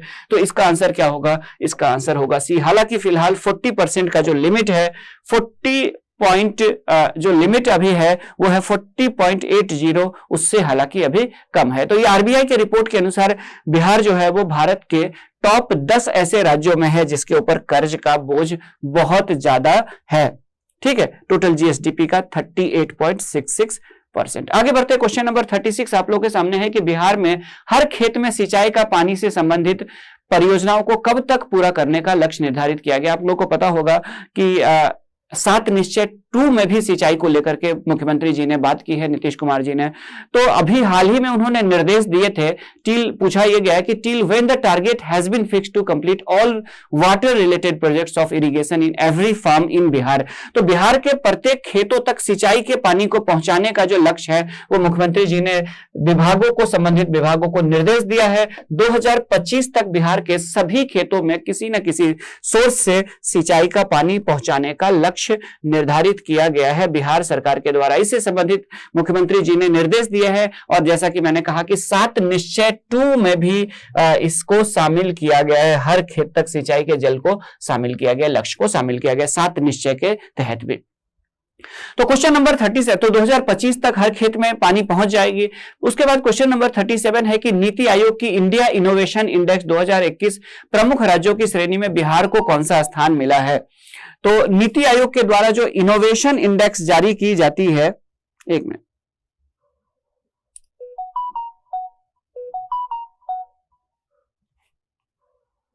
नीति आयोग के द्वारा जो इनोवेशन इंडेक्स जारी की जाती है उसमें, ठीक है, नीति आयोग के द्वारा जो इनोवेशन इंडेक्स जारी की जाती है उसमें बिहार को 15वां स्थान मिला है और पहले स्थान पर कर्नाटक है। प्रमुख राज्यों की श्रेणी में अगर बात करें तो प्रमुख राज्यों की श्रेणी में बिहार की रैंक में थोड़ा सा सुधार हुआ है और 17वें से बिहार जो है वो 15वें स्थान पर पहुंच गया है। और पहले स्थान पर कौन है? तो पहले स्थान पर कर्नाटका है इसमें, ठीक है। फर्स्ट रैंक पे कौन है? तो फर्स्ट रैंक पे कर्नाटका है। 15वें स्थान पर 15th रैंक पे कौन है? तो 15th रैंक पे बिहार पहुंच गया है यहां पे। तो नीति आयोग की जो इंडिया इनोवेशन इंडेक्स 2021 जारी की गई है इसमें पहले स्थान पर कौन है? तो पहले स्थान पर कर्नाटका है। बिहार की रैंकिंग में सुधार हुआ है, बिहार 15वें स्थान पर पहुंच गया है। 3 श्रेणी इसमें बनाई गई है, प्रमुख राज्य, केंद्र शासित प्रदेश और पहाड़ी और उत्तर पूर्वी राज्य। तो बिहार प्रमुख राज्यों की श्रेणी में है, उसमें कर्नाटक नंबर 1 है, बिहार जो है वो 15वें स्थान पर है। बिहार, उड़ीसा और छत्तीसगढ़ सबसे नीचे वाले स्थिति है। हालांकि बिहार की रैंकिंग में 2 रैंक का सुधार आया है। क्वेश्चन नंबर 38 आप लोगों के सामने है। क्वेश्चन नंबर 38 से पहले एक बार आप लोगों से रिक्वेस्ट है कि आप लोग इस सेशन को लाइक कर दे और उसके बाद ऐसे स्टूडेंट जो नन सब्सक्राइबर है और जिन्होंने अभी तक सब्सक्राइब नहीं किया है, चाहे वो 69th बीपीएससी देंगे या फिर आगे अभी 68 का बीपीएससी देना है, तो वो भी चैनल को सब्सक्राइब कर ले। 69th के प्रीलिम्स के लिए भी हम लोग आगे कंटिन्यू इस सीरीज को चलाएंगे और 68th की मेंस के लिए भी आप लोगों की अलग से सीरीज चलेगी।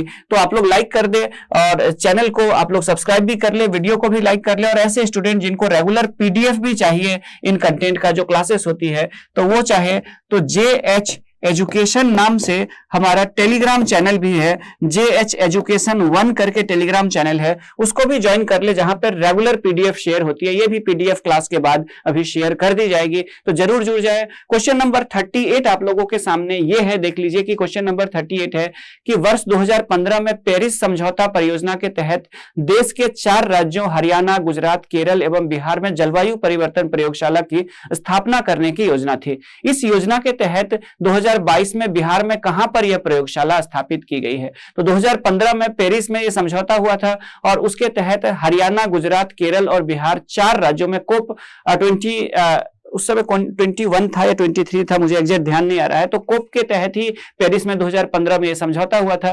तो भारत में 4 राज्यों में हरियाणा, गुजरात, केरल और बिहार में जलवायु परिवर्तन प्रयोगशाला स्थापित की जाएगी। यह पटना का जो जू है, पटना का जो चिड़ियाघर है बिहार में, वहां पे स्थापित किया जाएगा। जलवायु परिवर्तन का क्या क्या जीव जंतुओं पे इंपैक्ट होता है उस पर रिसर्च होगा इस प्रयोगशाला में, और ये बिहार के पटना के जो चिड़ियाघर है उसी के कंपाउंड में इसे स्थापित किया जा रहा है। आगे ठीक है, तो ये सारे के सारे इंफॉर्मेशन है, यहां पे देख लीजिए। उसके बाद जाकर के क्वेश्चन नंबर 39 आप लोगों के सामने है। क्वेश्चन नंबर 39 है कि अन्य राज्यों के तर्ज पर बिहार में इमरजेंसी रिस्पांस सपोर्ट सिस्टम, यानी किसी भी प्रकार से जो आपातकाल होती है उसके लिए कॉमन नंबर बिहार के द्वारा जारी किया गया है, बिहार सरकार के द्वारा, जिसके में उसी कॉमन नंबर से आप चाहे तो एम्बुलेंस को भी बुला सकते हैं, क्राइम से रिलेटेड रिपोर्ट भी कर सकते हैं, फायर ब्रिगेड को भी बुला सकते हैं, पुलिस को भी बुला सकते हैं, और आपातकाल की स्थिति में कहीं फंसे हुए जो लोग होते हैं उनके लिए भी। तो एक कॉमन नंबर ताकि सभी लोगों को याद हो, अलग अलग नंबर ना डायल करना पड़े, तो इसके लिए डायल 112 यानी डायल 112 नंबर होगा, और ये जो नंबर होगा ये एक कॉमन नंबर होगा रिस्पांस के लिए इमरजेंसी सिस्टम में। चाहे जिस पे इमरजेंसी रिस्पांस किसी के लिए भी बात करे, चाहे वो एम्बुलेंस की बात हो, क्राइम से रिलेटेड हो, फायर ब्रिगेड हो, या अदर पुलिस को रिपोर्ट बुलाना हो, तो 112 नंबर पे डायल करके ये बिहार में एक इमरजेंसी रिस्पांस नंबर होगा। 112 डायल 112, ये देख लीजिए बिहार में एक कॉमन नंबर जिससे लोगों को याद होगा। ये कॉल सेंटर से जुड़ा हुआ होगा और ये तुरंत रिस्पांस करके क्या करेगा, तो संबंधित विभाग को ट्रांसफर कर देगा। आप जिस रिगार्डिंग कॉल कर रहे हैं उसी डिपार्टमेंट को तुरंत ही रियल टाइम में ट्रांसफर कर देगा ताकि आपकी समस्याओं का समाधान जल्द से जल्द हो सके। क्वेश्चन नंबर 40 आप लोगों के सामने है कि अगस्त 2022 में बिहार विधानसभा के नए सभापति बनाए गए। Who has been appointed as the new chairman of Bihar legislative council in August 2022। तो अगस्त 2022 में देवेश चंद्र ठाकुर, यहां पे देख लीजिए ये कौन से पार्टी के हैं, तो ये देवेश चंद्र ठाकुर जो है वो जनता दल यूनाइटेड के हैं, और ये 12वें विधान परिषद के 12वें वो बने हैं, सभापति बने हैं देवेश चंद्र ठाकुर। जैसा कि आपको पता होगा कि अगस्त 2022 में बिहार में सरकार बदली थी और जेडीयू ने अलग से फिर से महागठबंधन में जेडीयू शामिल हो गया था, और उनके साथ आरजेडी और अन्य पार्टियों के साथ मिलकर के सरकार बनी थी। तो कुछ बहुत चेंजेस किए गए थे और उसी में से एक चेंजेस बिहार विधान परिषद के सभापति को लेकर के था। तो देवेश चंद्र ठाकुर जो कि जनता दल यूनाइटेड के हैं, ये बिहार में विधान परिषद के नए बने हैं, ठीक है, नए सभापति बने हैं। इनका जो क्रम है सभापति के रूप में वो 12वां क्रम है। आगे बढ़ते हैं। क्वेश्चन देवेश चंद्र ठाकुर याद रहेगा आप लोग को, बिहार विधान परिषद के सभापति। क्वेश्चन नंबर 41 यहां पे ये है कि बिहार विधानसभा के अध्यक्ष के रूप में सभापति अवध बिहारी चौधरी का क्रम है। The sequence of speaker Awadh Bihari Chaudhary as the speaker of the Bihar legislative assembly is. तो बिहार लेजिस्लेटिव असेंबली कहने का मतलब होगा कि बिहार विधानसभा के जो स्पीकर है, तो जैसा कि जेडीयू के बने हैं और इसमें क्या है, तो इसमें आरजेडी के अवध बिहारी चौधरी आरजेडी के हैं और वो बने हैं क्या, तो बिहार विधानसभा के अध्यक्ष बने हैं। और विधानसभा के अध्यक्ष के रूप में जो इनका क्रम है और वो कौन सा है, तो ये 17वां है। तो इसका आंसर क्या होगा, तो इसका आंसर होगा ए। तो ये देख लीजिए अवध बिहारी चौधरी आरजेडी के हैं, लालू जी के बहुत करीबी माने जाते हैं ये, और विधानसभा के क्या बने हैं, तो विधानसभा के अध्यक्ष बने हैं। विधानसभा में अध्यक्ष कहा जाता है, स्पीकर कहा जाता है इंग्लिश में। तो बिहार विधानसभा के अध्यक्ष बने हैं और ये सिवान सदर के क्षेत्र से, यानी सिवान का जो शहरी क्षेत्र है उससे आरजेडी के विधायक है, लालू जी के बहुत ही ज्यादा करीबी रहे हैं। इनका बैकग्राउंड। आगे नेक्स्ट क्वेश्चन नंबर 42 आप लोगों के सामने है कि जून 2022 में चेन्नई में भौगोलिक संकेत रजिस्ट्री ने बिहार के किस उत्पाद को जीआई टैग प्रदान करने के प्रस्ताव को स्वीकार कर लिया है। तो यहां पे एक चीज बता दूं कि जून 2022 में 3 प्रोडक्ट को चेन्नई भेजा गया था, उससे पहले भेजे गए थे, और जून 2022 में चेन्नई में जो स्थित है जीआई टैग भौगोलिक संकेत रजिस्ट्री जो है, जीआई टैग रजिस्ट्री जो है वो कहां पे, चेन्नई में स्थित है। और उसने उसको जो भेजे 3 वस्तुओं के 3 प्रोडक्ट्स का जो जीआई टैग प्रदान करने के लिए भेजा है, तो उसने उसको स्वीकार कर लिया है। अभी ऑफिशियल अनाउंस कर दिया जाएगा उस चीज का, तो उसने एक्सेप्ट कर लिया है। उसमें एक है नालंदा की 52 बूटी साड़ी, दूसरा अगर बात करें तो वो है गया की पत्थर कट्टी, यानी पत्थर को काट करके बनाया जाने वाला आर्ट, और तीसरा जो है वो हाजीपुर की चिनिया किस्म के केले, छोटे छोटे साइज के हाजीपुर में चिनिया केले होते हैं। इन तीनों को ही एक्सेप्ट कर लिया गया है, जीआई टैग रजिस्ट्री के द्वारा इसको एक्सेप्ट कर लिया जाएगा। है तो ये फ्यूचर में तीनों के तीनों प्रोडक्ट को जीआई टैग प्रदान कर दिया जाएगा। चूंकि एक से अधिक आंसर सही है, रून्नी सैदपुर का जो गाजा मिठाई है फिलहाल उसे जीआई टैग प्रदान करने को लेकर के कोई ऐसा डिसीजन नहीं हुआ है, तो ये आंसर नहीं होगा। तो इस तरह से इसका एक से अधिक सही होने की वजह से ये तीनों सही है और इसीलिए इसका आंसर होगा ई। तो यहां पे देख लीजिए इसका डिटेल, यहाँ पे ये है मिथिला मखाना, ये अदर चीजें हैं। मिथिला मखाना को भी जीआई टैग प्रदान किया गया, पहले इसको ठीक है, पहले इसको बिहार मखाना कहा गया था, बाद में जाकर के अब इसको मिथिला मखाना कहा गया है और इसके कारण जो है ये सारी की सारी चीजें चर्चा में आ गई है। तो इन सबको मैं पीडीएफ में आप लोगों को शेयर कर दूंगा, आप लोग इसको एक एक को सभी चीजों को देख लीजिएगा, ठीक है। उसके अलावा खुरमा, तिलकुट और बालूशाही को भी जीआई टैग देने का प्रस्ताव है फ्यूचर में। क्वेश्चन नंबर 43 की तरफ बढ़ते हैं। क्वेश्चन नंबर 43 आप लोगों के सामने है कि बिहार में सर्वाधिक समय तक मुख्यमंत्री के पद पर रहने का रिकॉर्ड किनके पास है? Who holds the record of holding the post of chief minister for the longest time in Bihar? Question number 43। तो यहां पे आपको बता दूं कि क्वेश्चन नंबर 43 का जो आंसर होगा वो होगा श्री कृष्ण सिंह। 17 साल 14 दिन रहे थे, ये आजादी से पहले भी मुख्यमंत्री थे बिहार के, आजादी के बाद भी जीवन पर्यंत ये मुख्यमंत्री रहे। 17 साल 14 दिन तक ये मुख्यमंत्री रहे, तो इनके नाम सबसे ज्यादा समय तक मुख्यमंत्री रहने का रिकॉर्ड है। ये क्वेश्चन इसलिए चर्चा में आ गया क्योंकि कई लोगों को लगा कि हो सकता है मुख्यमंत्री, चूंकि नीतीश कुमार 8वीं बार शपथ लिए हैं, रिकॉर्ड तो हो सकता है कि इन्होंने इनका रिकॉर्ड तोड़ा होगा। तो अभी कार्यकाल के हिसाब से इनका रिकॉर्ड नहीं टूटा है। नीतीश कुमार जी ने पूरे भारत में एक रिकॉर्ड बनाया है कि सबसे ज्यादा बार मुख्यमंत्री पद की शपथ लेने का इन्होंने रिकॉर्ड बनाया है। तो सबसे बिहार में सबसे ज्यादा समय तक मुख्यमंत्री रहने का रिकॉर्ड श्री कृष्ण सिंह के पास है। नेशनल लेवल पे बात करें तो सिक्किम के पवन कुमार चामलिंग जो है वो मुख्यमंत्री है और वो सबसे ज्यादा समय तक लगभग 24 साल तक मुख्यमंत्री रहे हैं किसी राज्य के, यानी सिक्किम के। तो पवन कुमार चामलिंग जो है वो 24 साल 165 दिन मुख्यमंत्री रहे हैं। नीतीश कुमार जी अभी 17 साल से कम है, बीच बीच में हटे थे, सरकारें चेंज हुई थी, कुछ दिन मांझी भी बने थे। तो 17 साल 14 दिन का रिकॉर्ड अभी भी श्री कृष्ण सिंह जी के ही पास है। क्वेश्चन नंबर 44 आप लोगों के सामने है कि क्वेश्चन नंबर 44 ये है, देख लीजिए कि जुलाई 2022 में आयोजित 88वीं बिहार राज्य एथलेटिक्स चैंपियनशिप में किस जिले की खिलाड़ियों ने सर्वाधिक पदक जीते हैं? तो बिहार में जो एथलेटिक्स चैंपियनशिप हुई थी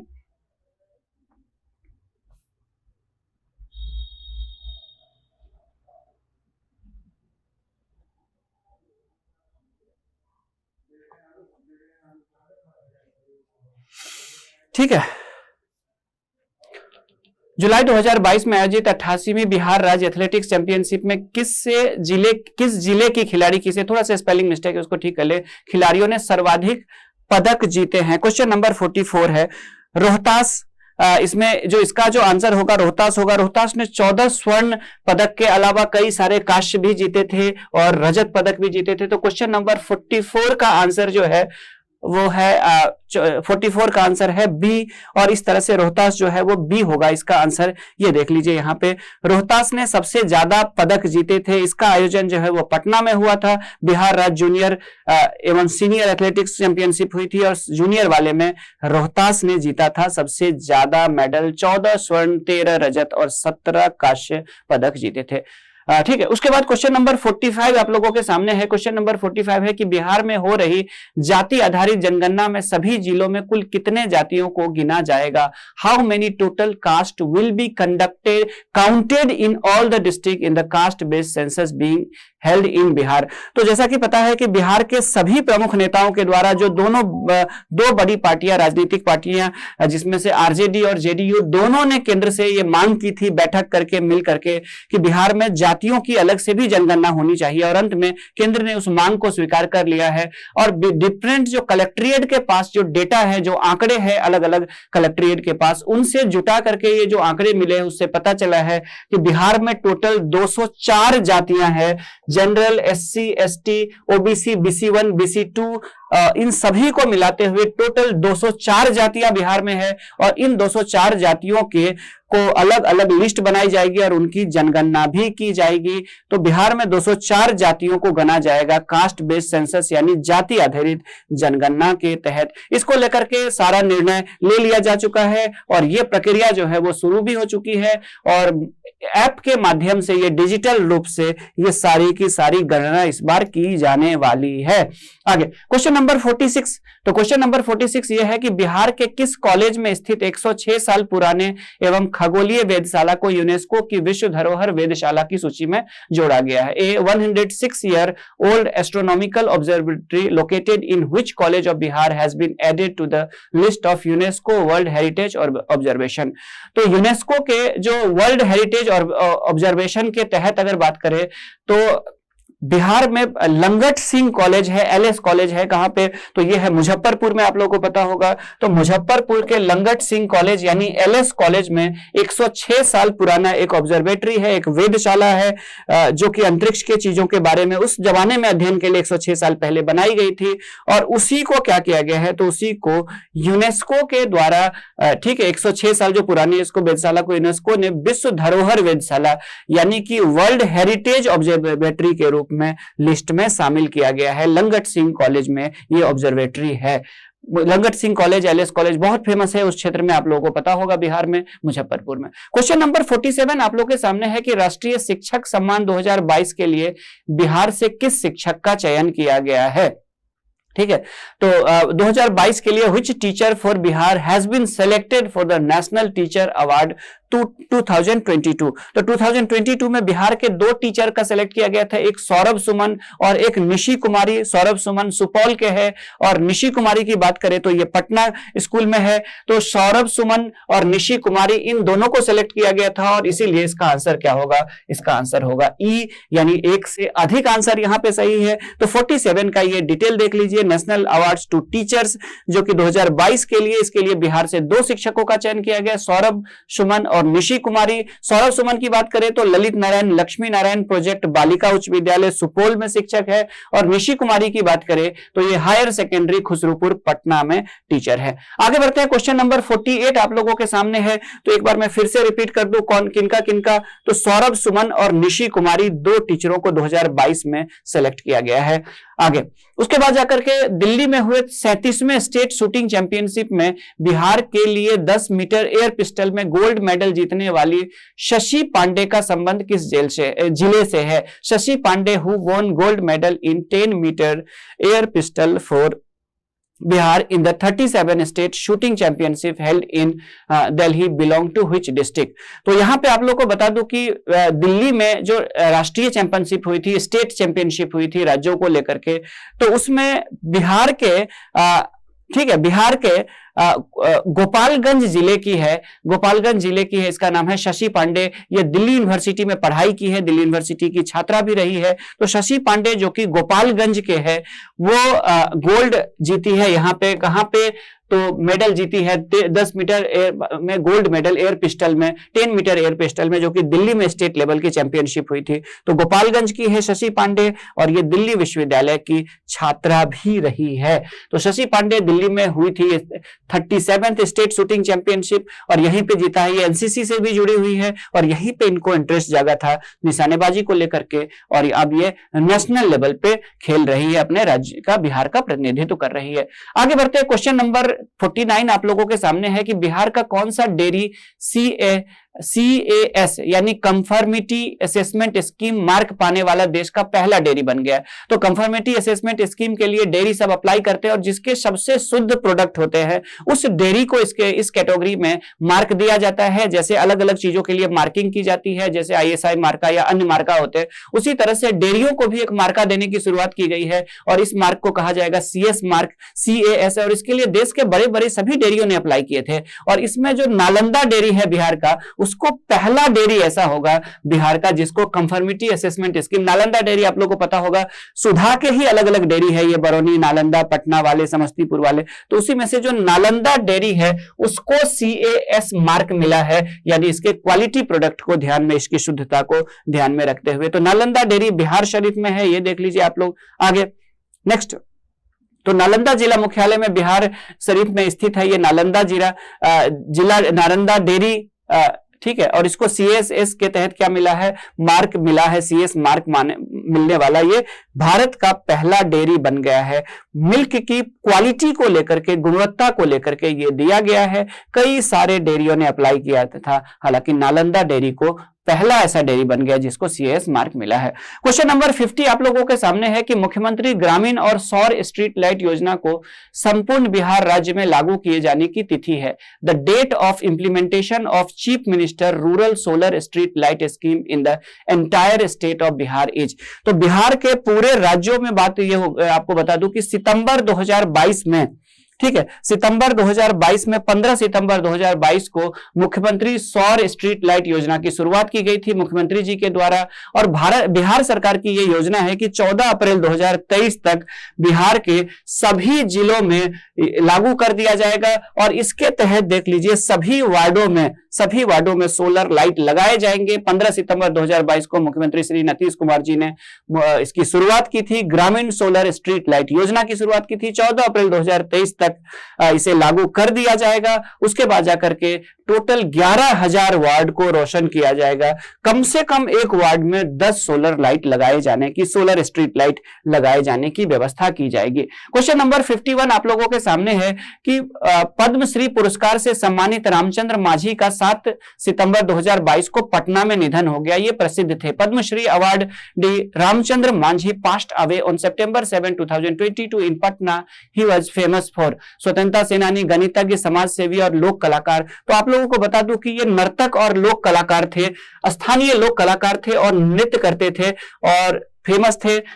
ठीक है, इनका नाम रामचंद्र मांझी था। महिला के पुरुष में जो नृत्य किया जाता है पुरुषों के द्वारा महिला वेश में, उस नृत्य के ये विशेषज्ञ थे रामचंद्र मांझी, और इनकी मृत्यु हो गई। तो ये लोक कलाकार और नर्तक थे, भोजपुरी के प्रसिद्ध लोक कलाकार थे और इनका पटना में 96 वर्ष की अवस्था में निधन हो गया। इनको भारत सरकार के द्वारा पद्मश्री से भी, जो कि भारत का चौथा प्रेस्टिजियस अवार्ड होता है, उससे सम्मानित किए जा चुके थे। ये आगे क्वेश्चन नंबर 52 आप लोगों के सामने है कि विज्ञान एवं प्रौद्योगिकी विभाग भारत सरकार के इंस्पायर अवार्ड मानक योजना के तहत बिहार के किस छात्रा का चयन किया गया। Which girl student of Bihar has been selected under the inspire award standard scheme of the department of science and technology, government of India. Nishi Kumari, Poonam Kumari, Pooja Kumari और ज्योति कुमारी। तो इसका जो आंसर है निशी कुमारी कह रहे हैं, निहारिका कुमारी। तो आपको बता दूं कि पटना की निहारिका कुमारी जो है, विज्ञान एवं प्रौद्योगिकी विभाग जो भारत सरकार है, उसने इंस्पायर अवार्ड मानक योजना के तहत बिहार के निहारिका कुमारी का चयन किया गया है। निहारिका कुमारी की बात कर ले तो इनको इंस्पायर अवार्ड मिला है विज्ञान और प्रौद्योगिकी विभाग के द्वारा। और ये कहां की है देख लीजिए, निहारिका कुमारी का चयन किया गया। निहारिका कुमारी कहां का, इनका प्रोजेक्ट क्या है, तो इनका जो प्रोजेक्ट है वो है वेट लिफ्टिंग ट्रिक प्रोजेक्ट है। ठीक है, वेट लिफ्टिंग ट्रिक, बिना ऊर्जा खर्च किए हुए उठाने की जो तकनीक है, किसी भी चीज को, वेट वाली चीजों को उठाने की तकनीक है, उस पर ये काम कर रही है। बेसिकली ये कहां की है, तो बिहार के मधुबनी जिला में एक तिसियाही हाई स्कूल है जो कि बेनीपट्टी अनुमंडल के अंतर्गत आती है। बिहार के बेनीपट्टी अनुमंडल, मधुबनी जिला में ये अनुमंडल है और उसी में एक गांव है तिसियाही, वहां की स्टूडेंट है निहारिका कुमारी। और इस निहारिका कुमारी ये कौन से प्रोजेक्ट पे काम कर रही है देख लीजिए, तो ये काम कर रही है वेट लिफ्टिंग ट्रिक प्रोजेक्ट, जिसके तहत बिना ऊर्जा खर्च किए, बिना ईंधन खर्च किए, बिजली खर्च किए हुए वेट लिफ्टिंग की प्रक्रिया पे काम कर रही है, चीजों को उठाया जा सके। आगे तो ये निहारिका कुमारी बिहार की मधुबनी जिले की बेनीपट्टी अनुमंडल के है। आगे बढ़ते हैं, क्वेश्चन नंबर 53 आपके सामने है। तो क्वेश्चन नंबर 53 ये है कि हस्तशिल्प विकास आयुक्त, कपड़ा मंत्रालय, केंद्र सरकार द्वारा हाल ही में यानी 2022 में शिल्प गुरु राष्ट्रीय पुरस्कार और डिजाइन नवाचार पुरस्कार 2019 बिहार के बिभालाल का भी चयन किया गया। तो बिभालाल, इनका संबंध पूछ रहा है कि किससे है, तो हस्तशिल्प विकास आयुक्त, कपड़ा मंत्रालय, केंद्र सरकार ने क्या किया है, शिल्प गुरु राष्ट्रीय पुरस्कार और डिजाइन नवाचार पुरस्कार 2019, चूंकि ये सब लेट से कोविड की वजह से दिया जा रहा है, तो बिभालाल का चयन किया गया है। और बिभालाल की बात करें तो ये मिथिला पेंटिंग की यानी मधुबनी पेंटिंग की, जिसको मिथिला पेंटिंग भी कहा जाता है, इसकी ये कलाकार है बिभालाल। तो यही क्वेश्चन पूछा गया कि किस क्षेत्र से संबंधित है, तो बिभालाल का संबंध किससे है, तो बिभालाल का ये देख लीजिए, इनका संबंध जो है वो मधुबनी पेंटिंग यानी मिथिला पेंटिंग से है। आगे क्वेश्चन नंबर 54 आप लोगों के सामने है कि शिक्षक दिवस के अवसर पर किसे ग्लोबल स्किल ट्रेनर अवार्ड 2022 प्रदान किया गया है। who has been conferred with the Global Skill Trainer Award 2022। तो आपको बता दूं कि बिहार के मधुबनी जिले के इंग्लिश लैंग्वेज यानी अंग्रेजी इंग्लिश स्पोकन के ट्रेनर रहे हैं और बहुत ही लोकप्रिय हैं डॉक्टर बीरबल झा, बिहार के मधुबनी जिले के हैं। तो इनको ये सम्मान दिया गया है, ठीक है, इनको ये सम्मान दिया गया है शिक्षक दिवस के अवसर पर। Global skill trainer award 2022, global skill trainer award 2022 दिया गया है बीरबल झा को। क्वेश्चन नंबर 54 का आंसर ए है। और ये अगर बात करें तो ये ब्रिटिश लिंगुआ के अंतर्गत ये क्या करते हैं, तो आप लोगों को पता होगा ब्रिटिश लिंगुआ की इन्होंने स्थापना की थी और बहुत लोकप्रिय है, अंग्रेजी भाषाओं की ट्रेनिंग देते हैं यानी इंग्लिश स्पोकन की ट्रेनिंग देते हैं। और इनको सम्मानित जो किया है वो general VK Singh, retired general VK Singh है। और आपको पता होगा कि ये केंद्रीय नागरिक उड्डयन और सड़क परिवहन राज्य मंत्री है, इनके द्वारा इनको सम्मानित किया गया है। बीरबल झा को क्या दिया गया, global skill trainer award 2022, English language की या इंग्लिश लैंग्वेज कह लीजिए या फिर इंग्लिश स्पोकन की ट्रेनिंग देने वाले ये एक ट्रेनर है। आगे बढ़ते हैं। क्वेश्चन नंबर 55 आपके सामने है कि 33वीं पूर्वी क्षेत्र जूनियर एथलेटिक्स चैंपियनशिप में किस राज्य की टीम प्रथम स्थान पर है? Which state's team stood first in the 33rd eastern zone junior athletics championship? तो eastern zone junior athletics championship की बात कर ले तो इसमें पूछा यह गया है कि कौन सा राज्य जो है वो प्रथम स्थान पर रहा। तो ये बिहार में हुआ था और झारखंड जो है वो इसमें पहले स्थान पर रहा था। फर्स्ट रैंक झारखंड का आया था और इसमें जो सेकंड रैंक जो है वो बिहार का आया था। पटना में इसका आयोजन किया गया था। तो जूनियर एथलेटिक्स चैंपियनशिप का आयोजन पाटलिपुत्रा स्पोर्ट कॉम्प्लेक्स में हुई थी और इसमें बिहार की टीम सेकंड पोजीशन पे रही थी और झारखंड की जो टीम है वो फर्स्ट पोजीशन पे रही थी। क्वेश्चन नंबर 56 आप लोगों के सामने ये है, देख लीजिए कि बिहार में 312 करोड़ की लागत से रबर डैम का निर्माण किया गया है। तो ये पूछा गया है कि कौन से नदी पर किया गया है। तो यहां पे देखिए कोसी नदी पर, सोन नदी, फाल्गु नदी और गंडक नदी। तो आपको पता होगा कि गयाजी डैम के नाम से फेमस है ये डैम और ये बिहार के कौन से गया जिले में है और ये कौन सी नदी पे है, तो ये फाल्गु, जिसको निरंजना के भी नाम से जाना जाता है, इस फाल्गु नदी पे गयाजी डैम बनाया गया है बोध गया के पास, ताकि वहां पे जो पानी है वो इकट्ठा रह सके, श्रद्धालुओं के लिए स्नान वगैरह सबके लिए भी दिक्कत ना हो। तो रबर का डैम बनाया गया है जिसके इस डैम का नाम रखा गया है गयाजी डैम और ये फाल्गु नदी पे बनाई गई है 312 करोड़ की लागत से, जिसका मुख्यमंत्री जी ने अभी हाल ही में उद्घाटन किया था और इसीलिए ये फेमस है। तो फाल्गु नदी पे बनाई गई है, 411 मीटर लंबा ये डैम है, देख लीजिए 4 फीट तक पानी रहेगी। विष्णु घाट पे विष्णुपद मंदिर भी है, यहाँ पे आप लोगों को पता होगा, जहां पे लोग तर्पण करने जाते हैं, पूर्वजों को जो पिंडदान करने जाते हैं और वहीं पे पानी का फ्लो भी बना रहे, पानी इकट्ठा रहे, इसीलिए यहाँ पे ये रबर डैम बनाई गई, एक पुल का भी काम करेगी। आगे बढ़ते हैं क्वेश्चन नंबर 57 की तरफ। तो यहीं पे एक पुल भी बनाया जा रहा है, सॉरी, ठीक है। तो क्वेश्चन नंबर 57 की तरफ बढ़ते हैं आगे, ठीक है, आगे बढ़ते हैं। तो क्वेश्चन नंबर 57 आप लोगों के सामने है कि What position did the girls of Bihar secure in the 48th National Junior Girl Kabaddi Championship held at Patliputra Sports Complex? तो पाटलिपुत्रा स्पोर्ट कॉम्प्लेक्स जो है वो पटना में है और यहाँ पे 48वीं राष्ट्रीय जूनियर बालिका कबड्डी चैंपियनशिप का आयोजित किया गया था।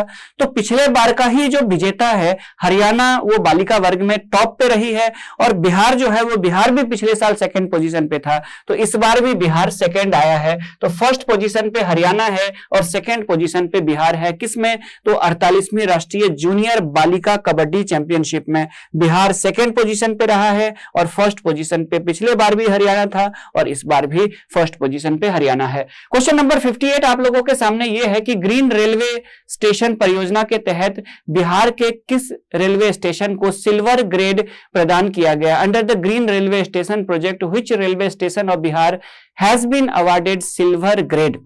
तो इस ग्रीन अगर बात करें तो सिल्वर ग्रेड जो प्रदान किया गया ग्रीन रेलवे स्टेशन परियोजना के तहत वो किया गया है। बेसिकली अगर बात करेंगे तो जो ग्रीन एनर्जी या नॉन कन्वेंशनल एनर्जी के उपयोग और अन्य चीजों को लेकर के, साफ सफाई को लेकर के, वाटर कंजर्वेशन को लेकर के, इन सब मामले में सबसे अच्छी स्थिति जो है वो भागलपुर स्टेशन की है बिहार में, इसीलिए भागलपुर स्टेशन को सिल्वर ग्रेड प्रदान किया गया है। बिहार के स्टेशनों की बात करें तो उसमें रेटिंग में इसमें पर्यावरण, environment, water conservation, energy conservation और इन सभी के आधार पर ग्रीन बिल्डिंग काउंसिल के द्वारा प्रदान की जाती है। तो बिहार के भागलपुर को क्या मिला है, तो इसको मिला है सिल्वर ग्रेड प्रदान किया गया है, मतलब संतोषजनक, ठीक ठाक है। आगे क्वेश्चन नंबर 59 आप लोगों के सामने है कि गंगा के किनारे बसे शहरों की स्वच्छता सर्वेक्षण 2022 रिपोर्ट में पटना शहर किस स्थान पर है। तो आपको बता दूं कि पिछले साल तो तीसरे स्थान पर थे। तो गंगा के किनारे जो स्वच्छता सर्वेक्षण है आजादी @75 यानी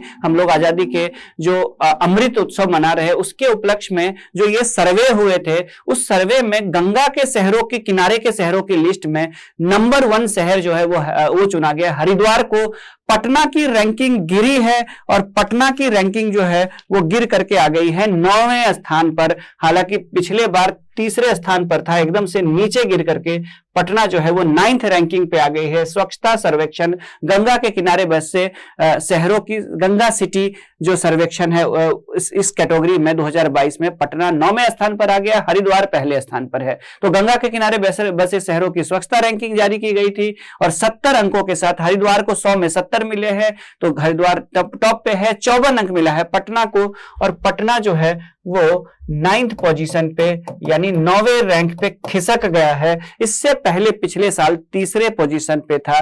गंगा टाउन कहा जाता है स्वच्छता सर्वे 2022 के तहत कैटेगरी में। क्वेश्चन नंबर 60 के तरफ बढ़ते हैं। प्रश्न संख्या 60 ये है कि स्वच्छ भारत दिवस समारोह में केंद्रीय जल शक्ति मंत्री गजेंद्र सिंह शेखावत ने स्वच्छता ही सेवा अभियान के तहत संचालन हेतु बिहार में कौन सा पुरस्कार प्रदान किया है या बिहार को कौन सा पुरस्कार प्रदान किया है। तो अगर बात करें तो यहाँ पे तो union Jal Shakti minister Gajendra Singh Shekhawat has given which award to Bihar to the best operation of Swachhata Hi सेवा है कैंपेन एट स्वच्छ भारत दिवस। तो स्वच्छ भारत दिवस आपको पता है कि गांधी जयंती के अवसर पर मनाया जाता है। तो गांधी जयंती के अवसर पर मनाए जाने वाला स्वच्छ भारत दिवस के अंतर्गत अगर बात करें तो बिहार को बेहतर संचालन के लिए बिहार को सेकंड पुरस्कार मिला है, द्वितीय पुरस्कार मिला है। प्रथम पुरस्कार किसको मिला है, तो बिहार को मिला है सेकंड पोजीशन।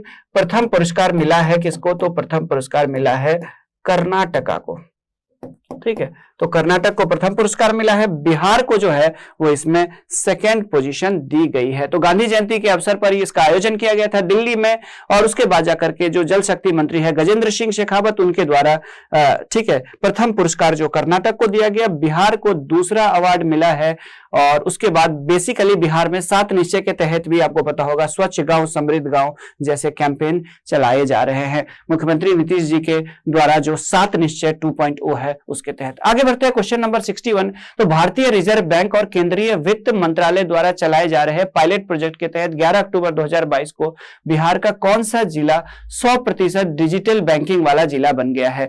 तो आपको पता होगा कि भारत सरकार के द्वारा भारत के जो रिजर्व बैंक है और केंद्रीय वित्त मंत्रालय है वो पूरे देश में डिजिटल साक्षरता अभियान चला रही है। 2019 में यह प्रारंभ किया गया था और इसके तहत आपको पता होगा कि केरल में ठीक है केरल सबसे पहले केरल का जो एक जिला है वो सबसे पहले डिजिटल साक्षर हुआ था।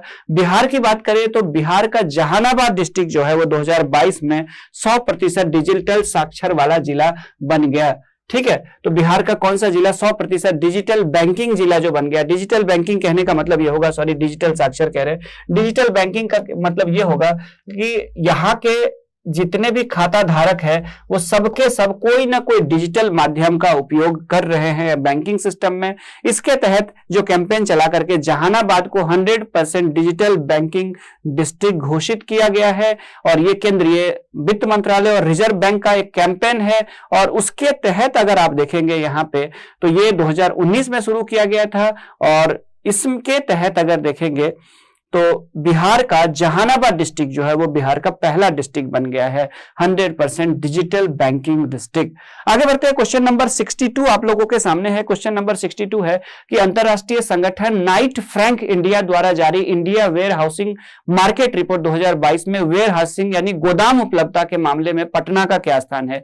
तो गोदाम उपलब्धता के मामले में भुवनेश्वर जो है वो फर्स्ट रैंक पे है इंडिया में और पटना को दूसरा स्थान प्राप्त हुआ है। पटना के आसपास में कई सारे बड़े बड़े कंपनियों के द्वारा वेयर हाउस बनाए गए हैं तो पटना को पूरे देश में दूसरा स्थान मिला है और उड़ीसा में स्थित जो भुवनेश्वर है उसको फर्स्ट रैंक मिला है वेयर हाउसिंग के मामले में। तो अंतरराष्ट्रीय संगठन नाइट फ्रैंक इंडिया के द्वारा India warehousing market report 2022 जारी की गई थी, और यानी गोदाम या वेयर हाउस के मामले में भुवनेश्वर नंबर 1 पे है और पटना जो है वो नंबर 2 पे है। पटना में अगर आप देखें तो बिहटा, गौरीचक, फतुहा, 0 माइल, दीदारगंज, खगोल जैसे जगहों पे कई सारे कंपनियों के वेयर हाउस है बनाए गए।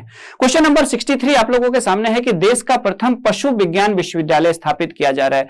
The countries first animal science university is being established in. तो मुख्यमंत्री श्री नीतीश कुमार जी के द्वारा पटना में देश का पहला पशु विज्ञान विश्वविद्यालय स्थापित करने के लिए आधारशिला रखी गई है। ऑप्शन में पटना नहीं है, इसीलिए इसका आंसर होगा ई।